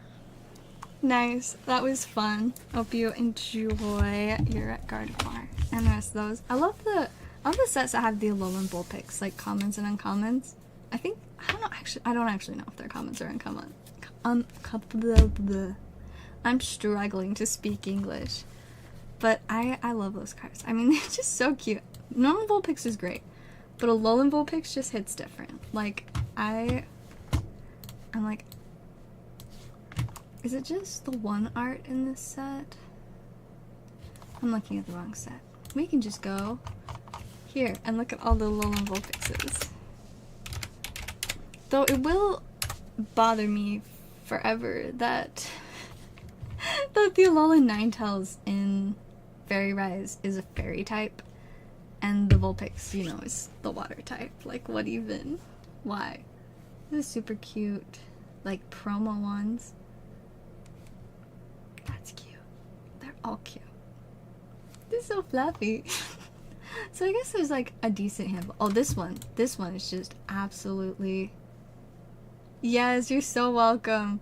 Honestly, same though. I'm like, I miss this so much. I would love to stream more, but it's so hard to find the balance because I've only like ever really streamed in the evenings, and I am very much so trying to not just work all night anymore. But I'm like, there's definitely a part of my heart that's like, oh, I miss this too. Maybe I'll start streaming during the day. I don't know. It's like, it's hard to find the right balance. It's like, is this really what I should be focusing on? Because like, it's fun, but I definitely will probably spend a lot more time streaming than I should. But this does really make me want to stream more often again. Like, those were just such fun times when I legitimately spent each week, the amount of time I spent on stream was probably like 20 to 30 hours a week. That's just an estimate, but like, it was a lot of time. So fun. Yes, all the names. Now I could not do that with any of the Scarlet Violet sets, but Sword and Shield and older, whatever language, I can usually tell what their names are. There's always a few that confuse me, mostly the ones that I can't tell like the different levels of the evolution apart, but most of them I do know their names, just not the Scarlet Violet era stuff, because those are confusing. But yeah, I just wanted to take a moment to appreciate how adorable and silly this Alolan Vulpix card is. Like, super zoom. Isn't that just splendid? Like, I don't know. I think Alolan Vulpix is so great. The little one where he's just jumping. Yeah, I think this is probably my favorite Alolan Vulpix. I wish they had done like an alternate art Alolan Vulpix in Silver Tempest. That would have been amazing. So cute. I love it. Alolan Vulpix is great. You know, it's like definitely not one of my like top Pokemons, but I will just always love it because, like, how do you not like Alolan Vulpix? It's just a cute little like happy baby. We love that. So fun. Yeah, I'm like, that's one thing I have missed so much, where I'm doing most of my selling like at little markets and on Facebook. Like, I don't get to see what people get in their packs, and obviously I also don't get to open them. I do enjoy that. But it's like, you know, it's like I hand in the packs and then I never know what they get. Like, every once in a while, I might have somebody reach back out. And I love that. Like, I want to know what you got. Like, I want to know what was in that pack. Like, I'm not upset if you got something really good and, you know, I lost out on it. Like, I just want to know what people got. It's so fun. Like, there's definitely a reason why I, like, streamed constantly for years. Like, it's just fun. And I mean, especially, like, opening packs with other people. That's a lot of why when I got the booster box, like, I'm like, I don't really want to just, like, open this on my own, just, like, at my desk in the dark and then go to sleep. Like, it's so much more fun to, like, have other people buying at the booths. So each booth, it's been a little bit different, like what has sold better, but I sell a lot of singles. I've got like a few binders just full of singles that I sell, and those are very popular, especially at the first Raptor flea market I did. Like, people were obsessed with those. And then usually at each market, like, I buy a few, or not buy, I don't buy anymore because I don't want to let myself buy this booster box. First time I bought cards in a while, and that was fun. But I usually sell like a few. I have a bunch of like collection boxes and ETBs, so I usually always sell like a couple of those. What else? And then like a little bit of loose packs occasionally. Like, sometimes I sell like bigger, like a booster box or something, but I am almost out of booster boxes, so those don't sell very often. So I tried to get like as many of the packages reached out as I could, but I think I gave people like a grace period of like 6 months, and then everything else just got donated to the channel, so I do not have any more stacks, as it has been over 6 months since I last streamed. So I don't think I have piles anymore. Basically just the one for Max. Cause yeah, I kept like trying to like remind people to get their stacks shipped so I could get as like many as I could, but I don't know that I kept any more. Like, there was a couple that I kept for a lot longer than 6 months. I think there were a few that I had for like about a year, and I was like, I cannot find this person anymore.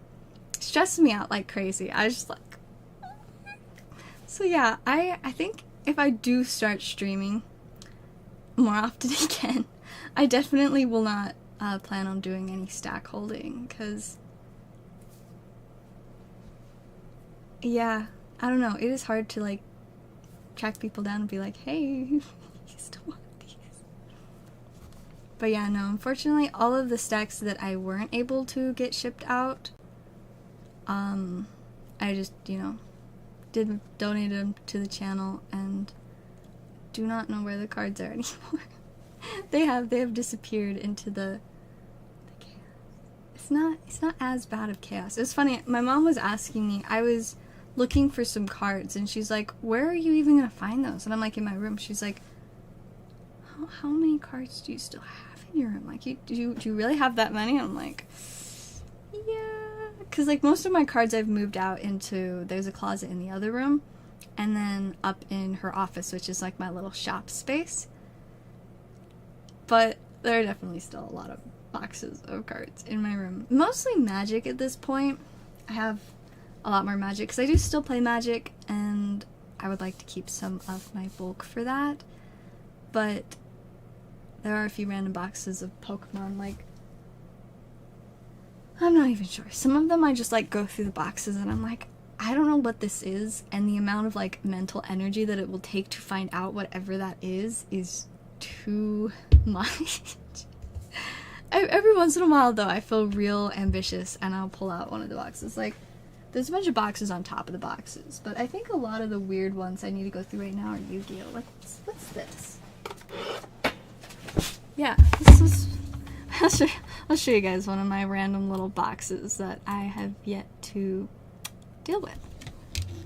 So this one has Yu-Gi-Oh! Cards in it. Question is, are they all Korean Yu-Gi-Oh! Cards? That's nice. That's a Red Eyes.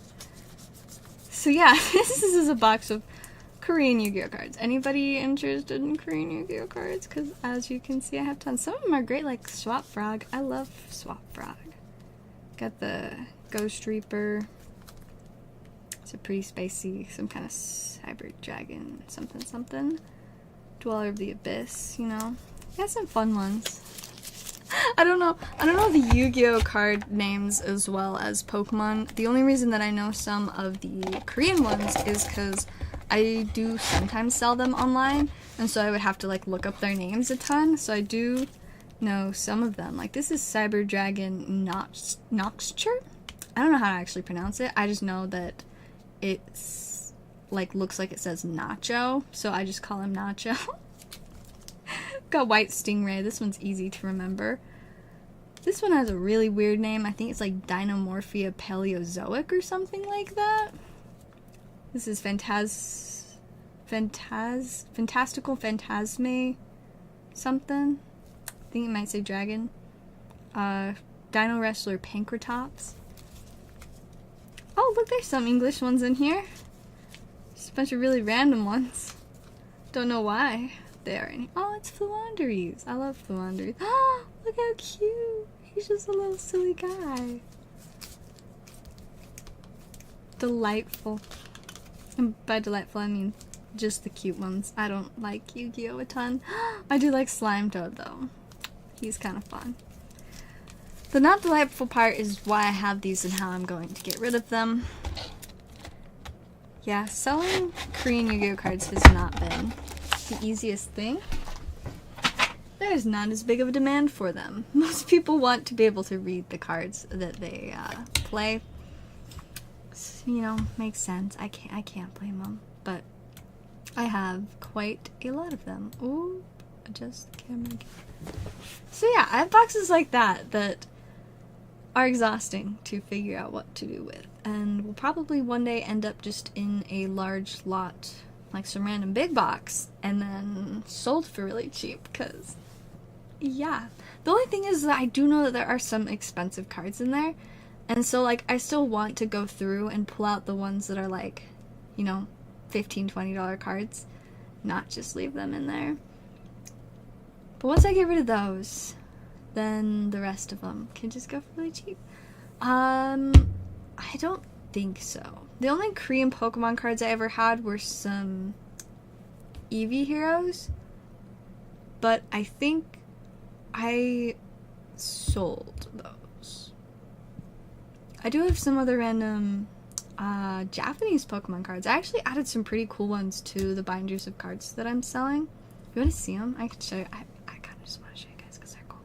I just have to grab them because they're also upstairs. So let me go to my be right back screen, and I will be back in a moment to show you some cool Japanese cards.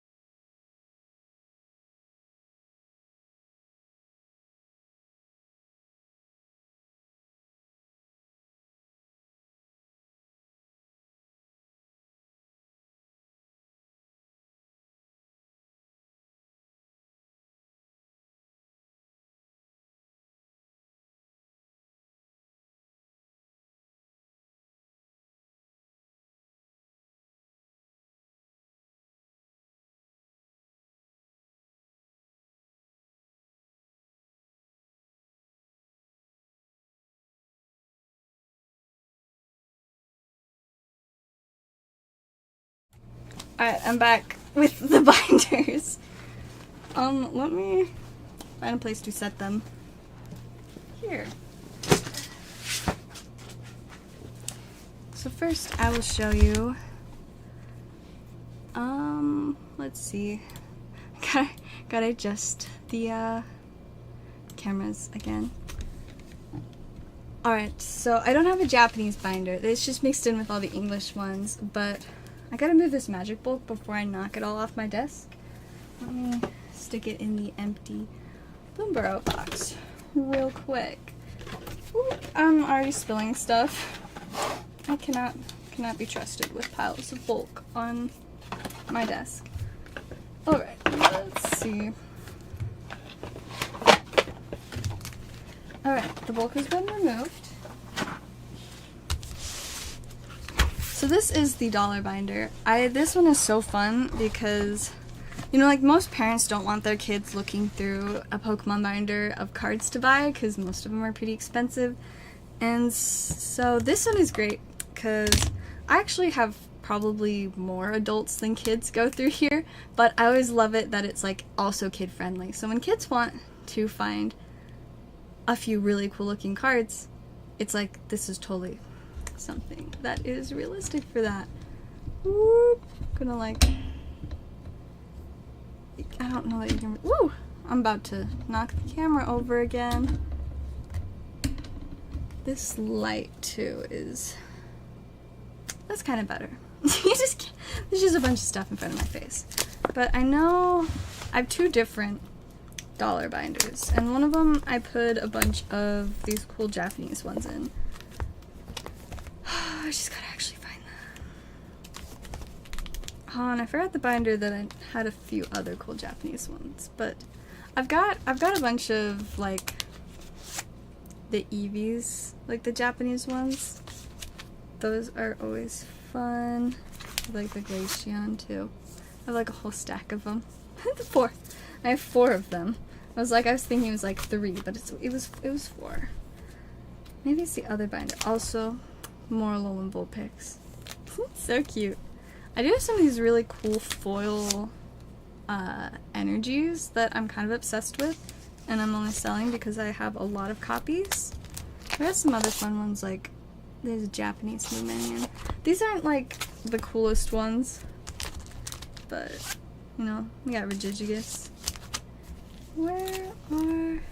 And see, like, I guess they're not like the most crazy cool things. I just think they're really cool. They're more of like some of the just like hollow foils. Man, did I really grab the wrong binder? Ooh, here's one. Like, they're just so cool. I love the Japanese foils like this. Like, this one's one of the Sun and Moon eras, and it just looks so good. I'm kind of obsessed. I'm not obsessed with this being right in front of my face, but... Move it down slightly. Can at least, like, see my eyes. Well, I guess I had one of them in here. The rest must be in the other binder. There's a Japanese Drapion. He's just chilling. Yeah, I guess it is the other binder. Oh, I do have a few more of the cool foil energies. We got like the... I have some. This one is like a Sun and Moon one, and they just like shine differently. Like, I don't know. I love it. I think they're so cool. And I do also have like this reverse... Ooh, go back in there. Reverse unit energy, which is so cool. I love the unit energies. Like, for the short time that I played the game, I always really liked those. Alright, so that was the wrong binder. Let me grab the other one. $1 binder part 2. And yes, all of these cards are for sale, so if any of you are interested in them, do let me know. These are ones that I've decided that I can handle living without. Also, look how cool this little Crystal Guardians Cacnea is. I can't decide if I should actually sell that one. I kind of want to, you know, just put it back in my own collection. But I can't remember if this was one of the ones that I just had 2 of, so I was like, it's okay. Or if there was some other reason. I don't actually know. Maybe I was just trying to be responsible and get rid of stuff. There's a Japanese Voltorb. That's not the cool ones, though. Japanese Leafeon. I do have this really cool shiny Japanese Crobat that's pretty sweet. Alright. Japanese Darkness Energy, kind of fun. Aha! Here's one. It's not... Like, look, just... I love how shiny they are. Like, it's so cool. Nice little Heatran there. Let's see... Got Japanese Zamazenta. Also have Japanese Zacian. Where are the cool little holoballs, though? Because I know I had, like, quite the little stack of them. I had to work on, like, restocking these binders today, because I have a few people that wanted to, like, come over and look through them. We've got cool Squirch in Japanese. Zamazenta. Okay, I could have sworn that there were a bunch more. Where are they? Oh, here are a couple.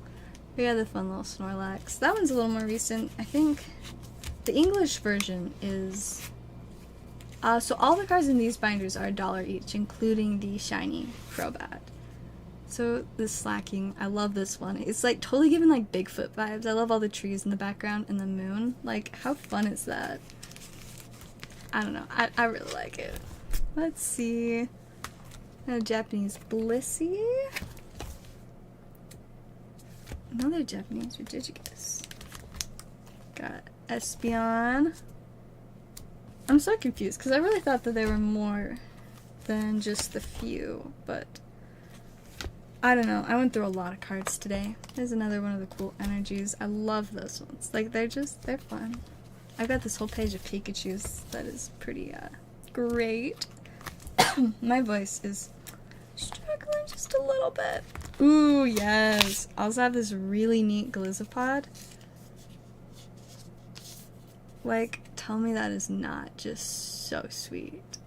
I love it. I cannot get over how nice the Japanese, like, Sun and Moon era holofoils look. Like, amazing. There's Japanese Articuno. I guess that's all the Japanese ones I have. I really thought that there were more, but I guess not. There were just a few, but they're so shiny. I guess I was just overwhelmed by the shininess. But then I can also show you guys my spicier binders. They're pretty fun. I did forget and leave my spiciest stuff. I've got like these top loaders of like some of my best stuff for sale that I left upstairs. But I don't think I have any Japanese stuff in there, so I also just, you know, was distracted by the 4 giant binders because they get a little bit heavy when you're holding all 4 of them. But yeah, then I have my fancier binders that are pretty fun, and they just have all kinds of silly, shiny, spicy stuff. Like, it's so hard. I'm like, I just want to be able to show all of them, but that does not really work. I'm like, maybe I will just look. Problem solved. That's all it takes. But yeah, as you can see, I just have tons of fun ones. I like to like have like some coordinating pages. Like this is my Bulbasaur to Venusaur page. Kind of fun. But yeah, I've just got so many fun random ones. Like, I love how like the little Delta species guys. Like this Crobat is pretty fun. There's some cool random vintage ones like the Jumpluff and Bellossom. A bunch of Butterfrees. There's a lot of Leafeons. The Pheromosa staff card is pretty neat. I love the staff cards. Like, what is a good angle to show this on the camera? That was pretty sweet. Ooh, I do have this one that's Japanese. That is absolutely awesome because it is a tag team. Got the Buzzwole Pheromosa. Tell me that is not just... I'm so obsessed with tag teams. So obviously I really like that. Ooh, I do also have this Japanese Parasect and the Japanese Vileplume. That is pretty sweet. Let's see. Which random ones? Do have a little Japanese Flareon there. Bunch of fun Flareons. I love this one. Got the little like Unseen Forces stamp on there. Such a neat one. Then I do have the cool little Pokemon Go promo Charmander in Japanese. Ooh, and this absolutely stunning Detective Pikachu Charizard in Japanese. Absolutely love that one. Ooh, go back in there. We do also have the Japanese Pokemon Go Charizard. And this one is super neat because in English it was only printed as a promo, one of the Vivid Voltage pre-release promos, but in Japanese they did print it as a regular card in a set, which is pretty neat. And then we have the other Detective Pikachu Charizard in Japanese over here. Such a nice one. I think, oh yeah, and I have a couple different Japanese Radiant Charizards. Look how shiny. So yeah, we have that one. And there is also the Pokemon Go one. Let me know if there's anything else that catches your eye. Ooh, this one is pretty neat. We've got the Mega Charizard. This one's so cool because the English version of it has this text here in Japanese, and the Japanese one, as you can see, has it in English. That one's fun.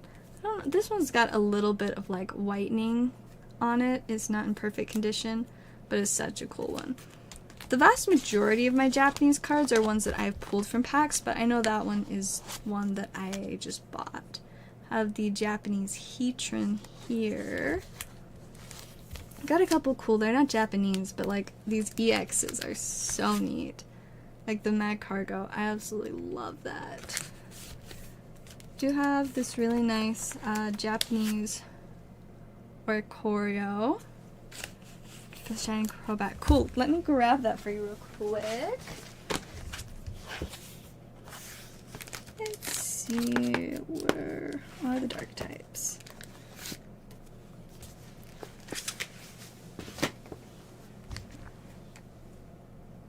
Let's see.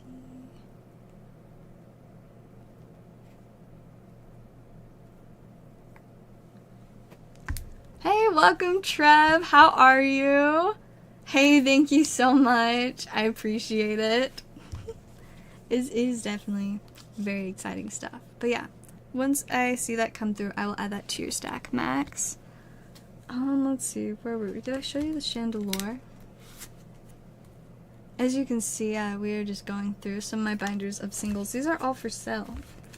So, in case you are looking for anything, this is the fun one. Oh, that one's, those are in English. The one on top is in Japanese.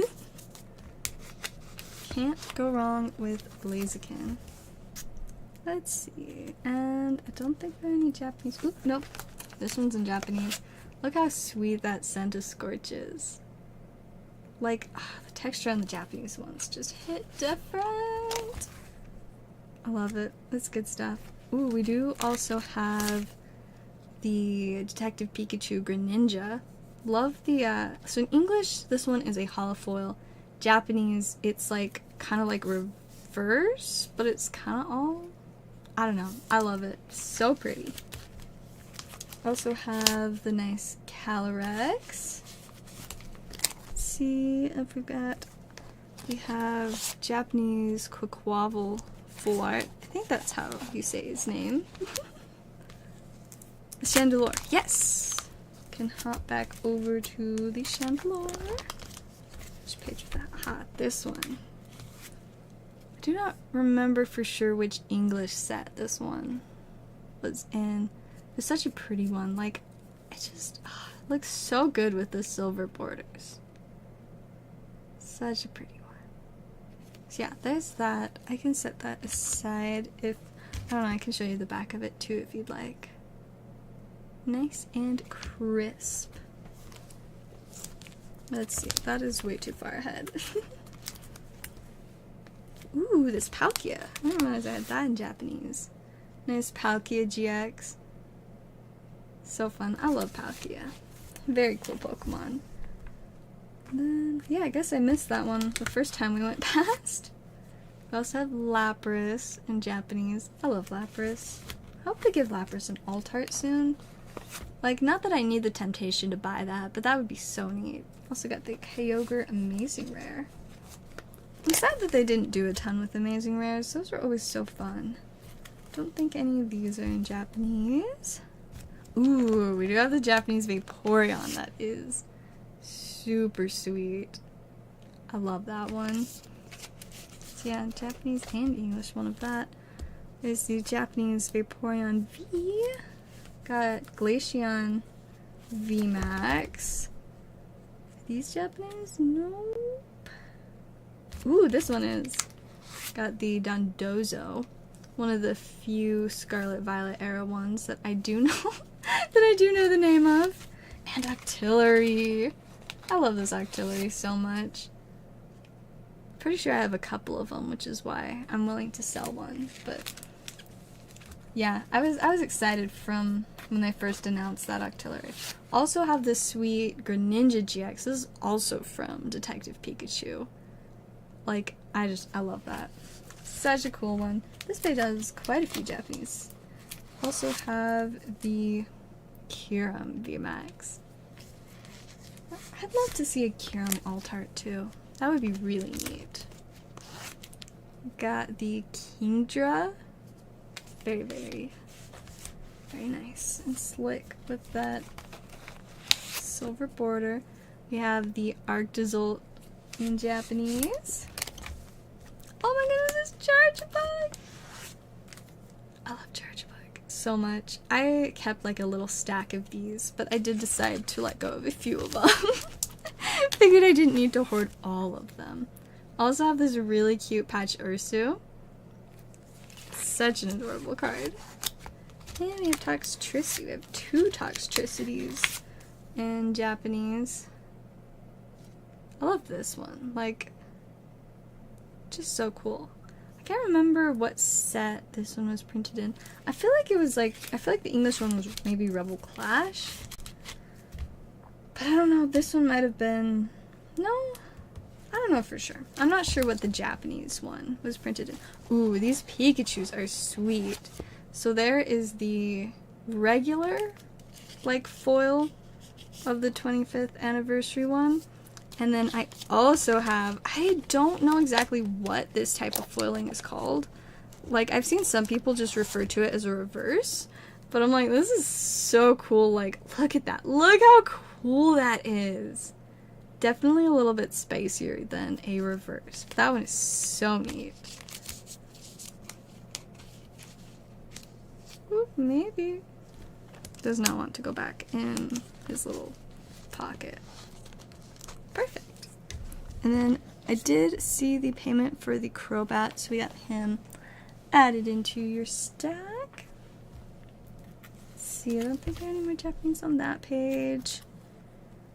None on, oh wait, 2 of these Auroras are in Japanese. We got the VMAX one, and then I do actually also have the super sweet Trainer Gallery.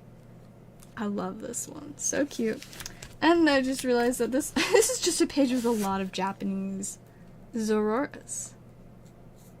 Love that. The texture is just so much better on the Japanese cards. Ooh, we also have, that is the English one. We want to look at the Japanese Jolteon. So fun. Stick that back in there. Ooh, the Flaffy is also Japanese. So cute. And yeah, this page has a decent view of the Japanese. I also have the Zekrom that I'm so obsessed with. Like, just absolutely gorgeous. And here is Electivire. Good stuff. Oh, and we also have the Calyrex that is Japanese. And, ooh. Which Trainer Gallery? There are a lot of Trainer Gallery ones. I say as I pick up another Trainer Gallery. The little Alchemy is fun. Ooh, I love the Latios. Very, very fun one. Ooh, and we also have the Deoxys from Crown Zenith. Well, I mean, I guess whatever the Japanese set is named, it is not quite the same. Got the Dusk Noir, which is so sweet. And then another tag team. I'm so obsessed with the tag teams. Such a cool one. Just, you know, makes it extra fun that's in Japanese. I just have a couple really cute Comphase. Like, this is like one of like the like cool sparkly foils. I just love it. And we got this cute little one. The Flappy? Let's see. Ah, over here. It looks like this one is $5. This is kind of hard to see the number on screen. But yeah, let me know if you want me to add that one to the stack as well. I think it was all of the Japanese on this page. Ooh, I love the Radiant Gardevoir in Japanese. So pretty. We also have Japanese Mimikyu. So cute. And ooh, Katarine is in Japanese. So pretty. Like that texture, just amazing. And then looks like the last one in this binder is the beautiful little Lunatone. And then I do also have, these are all ordered by type. So this is the first half, and the other half is in the second one. So it starts off with the second half of Psychic. So it looks like on the first page we have the Typhlosion in Japanese. Got a Sylveon VMAX. Ooh, I love this Mewtwo. Very, very neat. This one is another one of the Detective Pikachu Mewtwo's.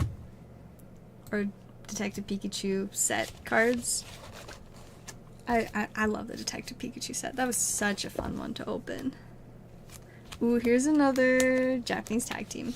As you've noticed, like, all the tag teams in here are Japanese, because I had slightly more copies of the Japanese ones. I think I kept an English copy of all of them, and then maybe a Japanese copy of some of them. But, yeah, I had lots of extras, because you can't stop me from opening sets with tag teams, because I'm kind of obsessed. Got the Baby Shiny Stonjourner. We also have the VMAX Stonjourner. That one's in English. The one in front is Japanese. Then, ooh, maybe we'll go back in there. Also have this really neat Japanese Solrock. I love that.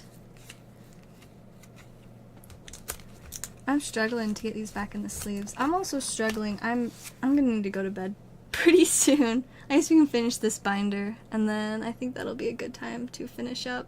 We're almost to 3 hours. That's wild. I remember I was thinking I was gonna end at like 2 hours. So fun stuff. Let's see. Ooh, we got the Lycanroc. That one's pretty nice. Oh, I need to sneeze. Excuse me. Solid. See, I really needed to sneeze earlier and then I never did, but I sneezed now, so we're chilling. We got the Lucario GX. I love that one. And it looks like the Shiny Sirfetch'd is also Japanese. What do we got? I have a few Japanese Ursifus. We got the regular VMAX. We got the Trainer Gallery. This is a single strike VMAX. I love that. And the texture is so slick. And Descent 5 for the Japanese Fluffy. Perfect. Got that. We will add that to your stack as well. Such a fun one. I love that Fluffy so much. Valessa they're just chilling. And then there's the Rapid Strike Trainer Gallery Urshifu. And then also the Full Art Rapid Strike Urshifu in Japanese. And this beautiful Aerodactyl. Yeah, those Japanese Full Arts. I'm like, just look at the texture. Yes. I love that. Yeah, that one is pretty sweet. Let's see, on this page we have the Passimian, as well as the Absol. I love that. Such just like an epic card. Ooh, over here it looks like we have the Houndoom in Japanese as well. Let's see, none of those. Looks like this one. Got the Samurott. Ooh, and the Drapion. I love this one. The little like claymation. I love the claymation style ones. Like, they're just so neat. Super duper fun. And somehow I ended up with 2 of the Japanese ones of that, so that's kind of funny. No complaints though. Like, what a great card to have extras of. Let's see. Oops, that's the English one. I guess we can put the English one in its own pocket since there is an extra pocket there. That one is also in English.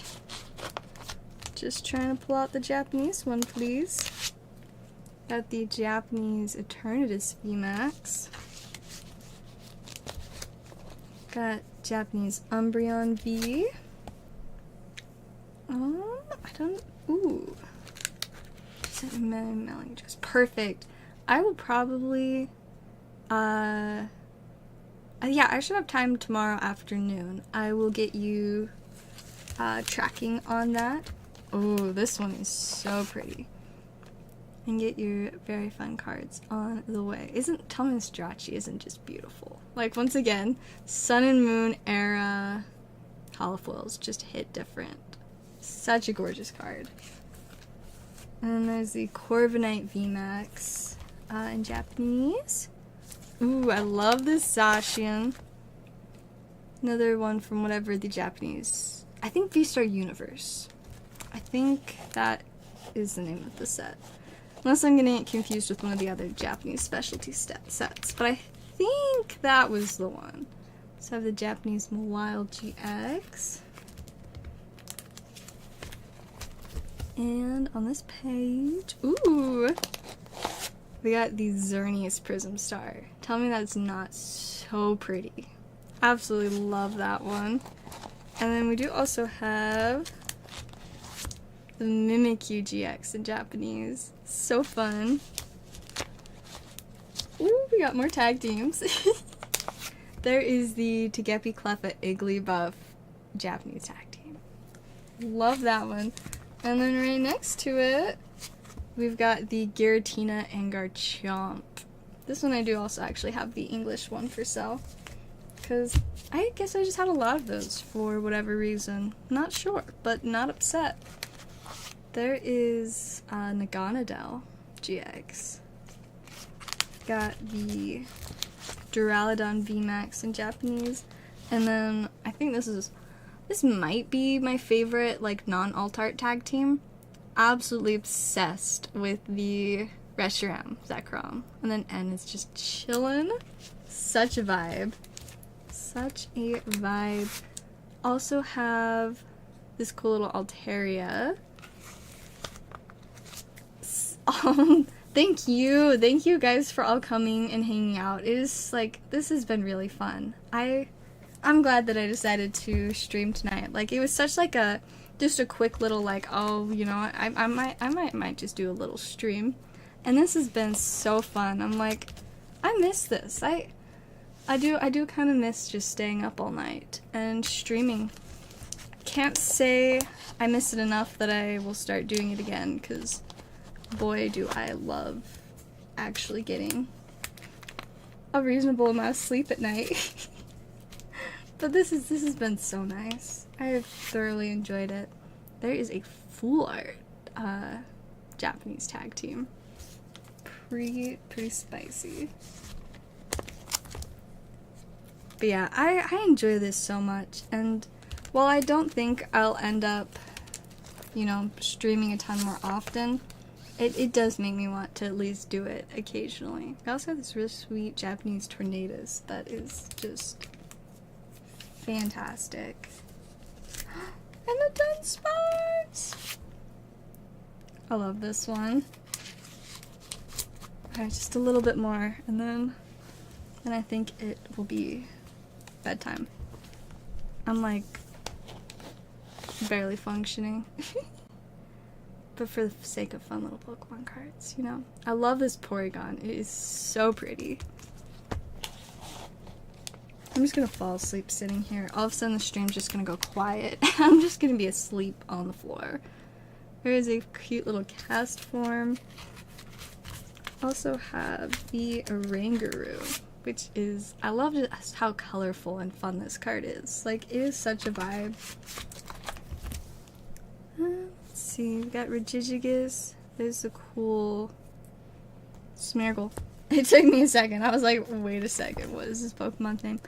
Ooh, now this is a really cool Japanese card. This is the Sabrina's Gaze with the banned art. This artwork was banned for the English version because it looks just a little bit too much like she was flipping the, you know, person off. So yeah, this one's kind of fun. It is in fact a banned artwork. So that one is a really cool, unique Japanese one. And ooh, this is actually in Japanese too. Got the Japanese Thornton.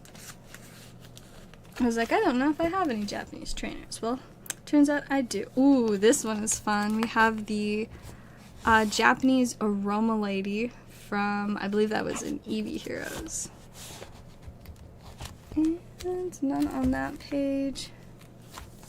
Oh, I used to have a Japanese black market. Ooh, I do still have the Japanese black market. That one is pretty sweet. And those are all English. And finishing off with some very spicy English energies. And that is the end of the binder. Which means it is about time for the end of the stream. Let me... Hi, I'm back. You can see me again. But no, seriously, this was so fun tonight. Thank you guys for just coming and hanging out. I can't believe this almost ended up being a 3-hour-long stream. When I originally planned it, I was like, yeah, maybe 30 minutes, like an hour at most.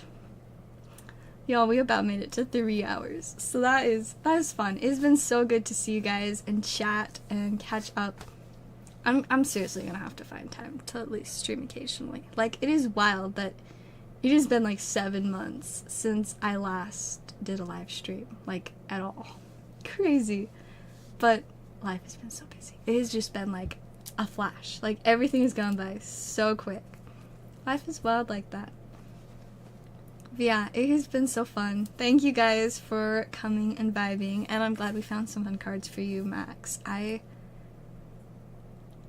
I'll get this shipped out tomorrow. I'm like, you already sent the email, so you should be good to go there. And yeah, hopefully it will be less than 7 months until I stream again. I at least want to stream like once or twice more before the wedding, because I have no idea what is gonna happen with all my stuff and like my stream setup. Like, I don't know if I will even have one. You know? I mean, I know that I'll have like a desk, but okay, so here's what's making it all confusing and messy. When I move out, I'm not moving out my card stuff. Most of my cards are gonna stay at my parents' house, and my commute to work is gonna be the 5-minute drive from my in-laws where we'll be living to my parents' house where my little like mini card shop is upstairs. So this is gonna be my work. So I'm gonna still have a bunch of my stuff here, but obviously I'm not gonna have the same room because my little sister, I think, has claimed it because it is one of the bigger bedrooms. And so I don't know where my desk is gonna end up being. It might be like in my mom's office with her desk, and that is not gonna be a place that I can stream. So I don't know if I will be able to even stream after I move out. So I don't know, at least while I'm living with my in-laws, because we're not going to have a ton of space, but if we get our own place, like later on, maybe. But hopefully before the wedding, I'll be able to stream at least 1 or 2 more times, because that would be very fun. But it's been such a great time. Thank you guys for vibing and hanging out. I'm like, I don't want to end stream. This has been so fun, but I do seriously need to get to bed, because I have to wake up in like 6 hours. I had forgotten about that. Whoops. Because I have somebody that wants to come over at 9 o'clock to get cards. And so I have to be, like, awake by 8:30 so I can send them the address so they can, you know where to come get the cards. Because I guess they're on some kind of time crunch. And so, like, it took, like, a week to schedule the time to come get them. So I'm like, I just want them to be able to get the cards, but that just means that I do not get to sleep in. Though, technically, if it comes to it, after they come and get the cards, I might just, like, take a little nap. It's an option. But yeah, this has been so fun, so worth it. It's okay that it's 2. I'm gonna get to sleep at, like, 2:30. I thought I was gonna get to sleep at, like, midnight, so whoops. But it's worth it. It's so worth it. This has been just super duper fun. It has been great to chat with you guys. I hope you guys enjoyed it as well. I'm glad we got to open some Pokemon and not just the Magic, because there's a different magic to opening the Pokemon. A little different from Magic the Gathering magic, but still magic. It's good stuff. We'll see if I have a voice at all tomorrow. I'll have to if I lose my voice, I'll post just a little short or something of me just struggling to speak. But if I don't lose my voice, then I don't know, maybe I'll make a video where I talk about some random thing because I have the ability to talk. I guess we'll see. I just know that my voice is struggling now, so there's definitely a chance I'll wake up tomorrow and, like, have to whisper. It wouldn't be the first time. It's been a little while, though. But it would not be the first time. Okay, I really don't want to end, but I really have to. So thank you guys so much for watching. This has just been delightful. I hopefully will stream again soonish. And like I said, I hope to do at least 1 or 2 more before the wedding. The wedding is October 12th, so it gives us a month and a half. Either way, that'll be less time between this stream and the previous one. It's only 7 months, not that big of a deal. But no, this has been delightful. Thank you guys for watching and just being such a wonderful, supportive community. I hope you guys all have a wonderful night, and I will hurry and find the ending scream. Okay, I found it. Thank you guys for watching. Have a great night, and I will see you guys all next time.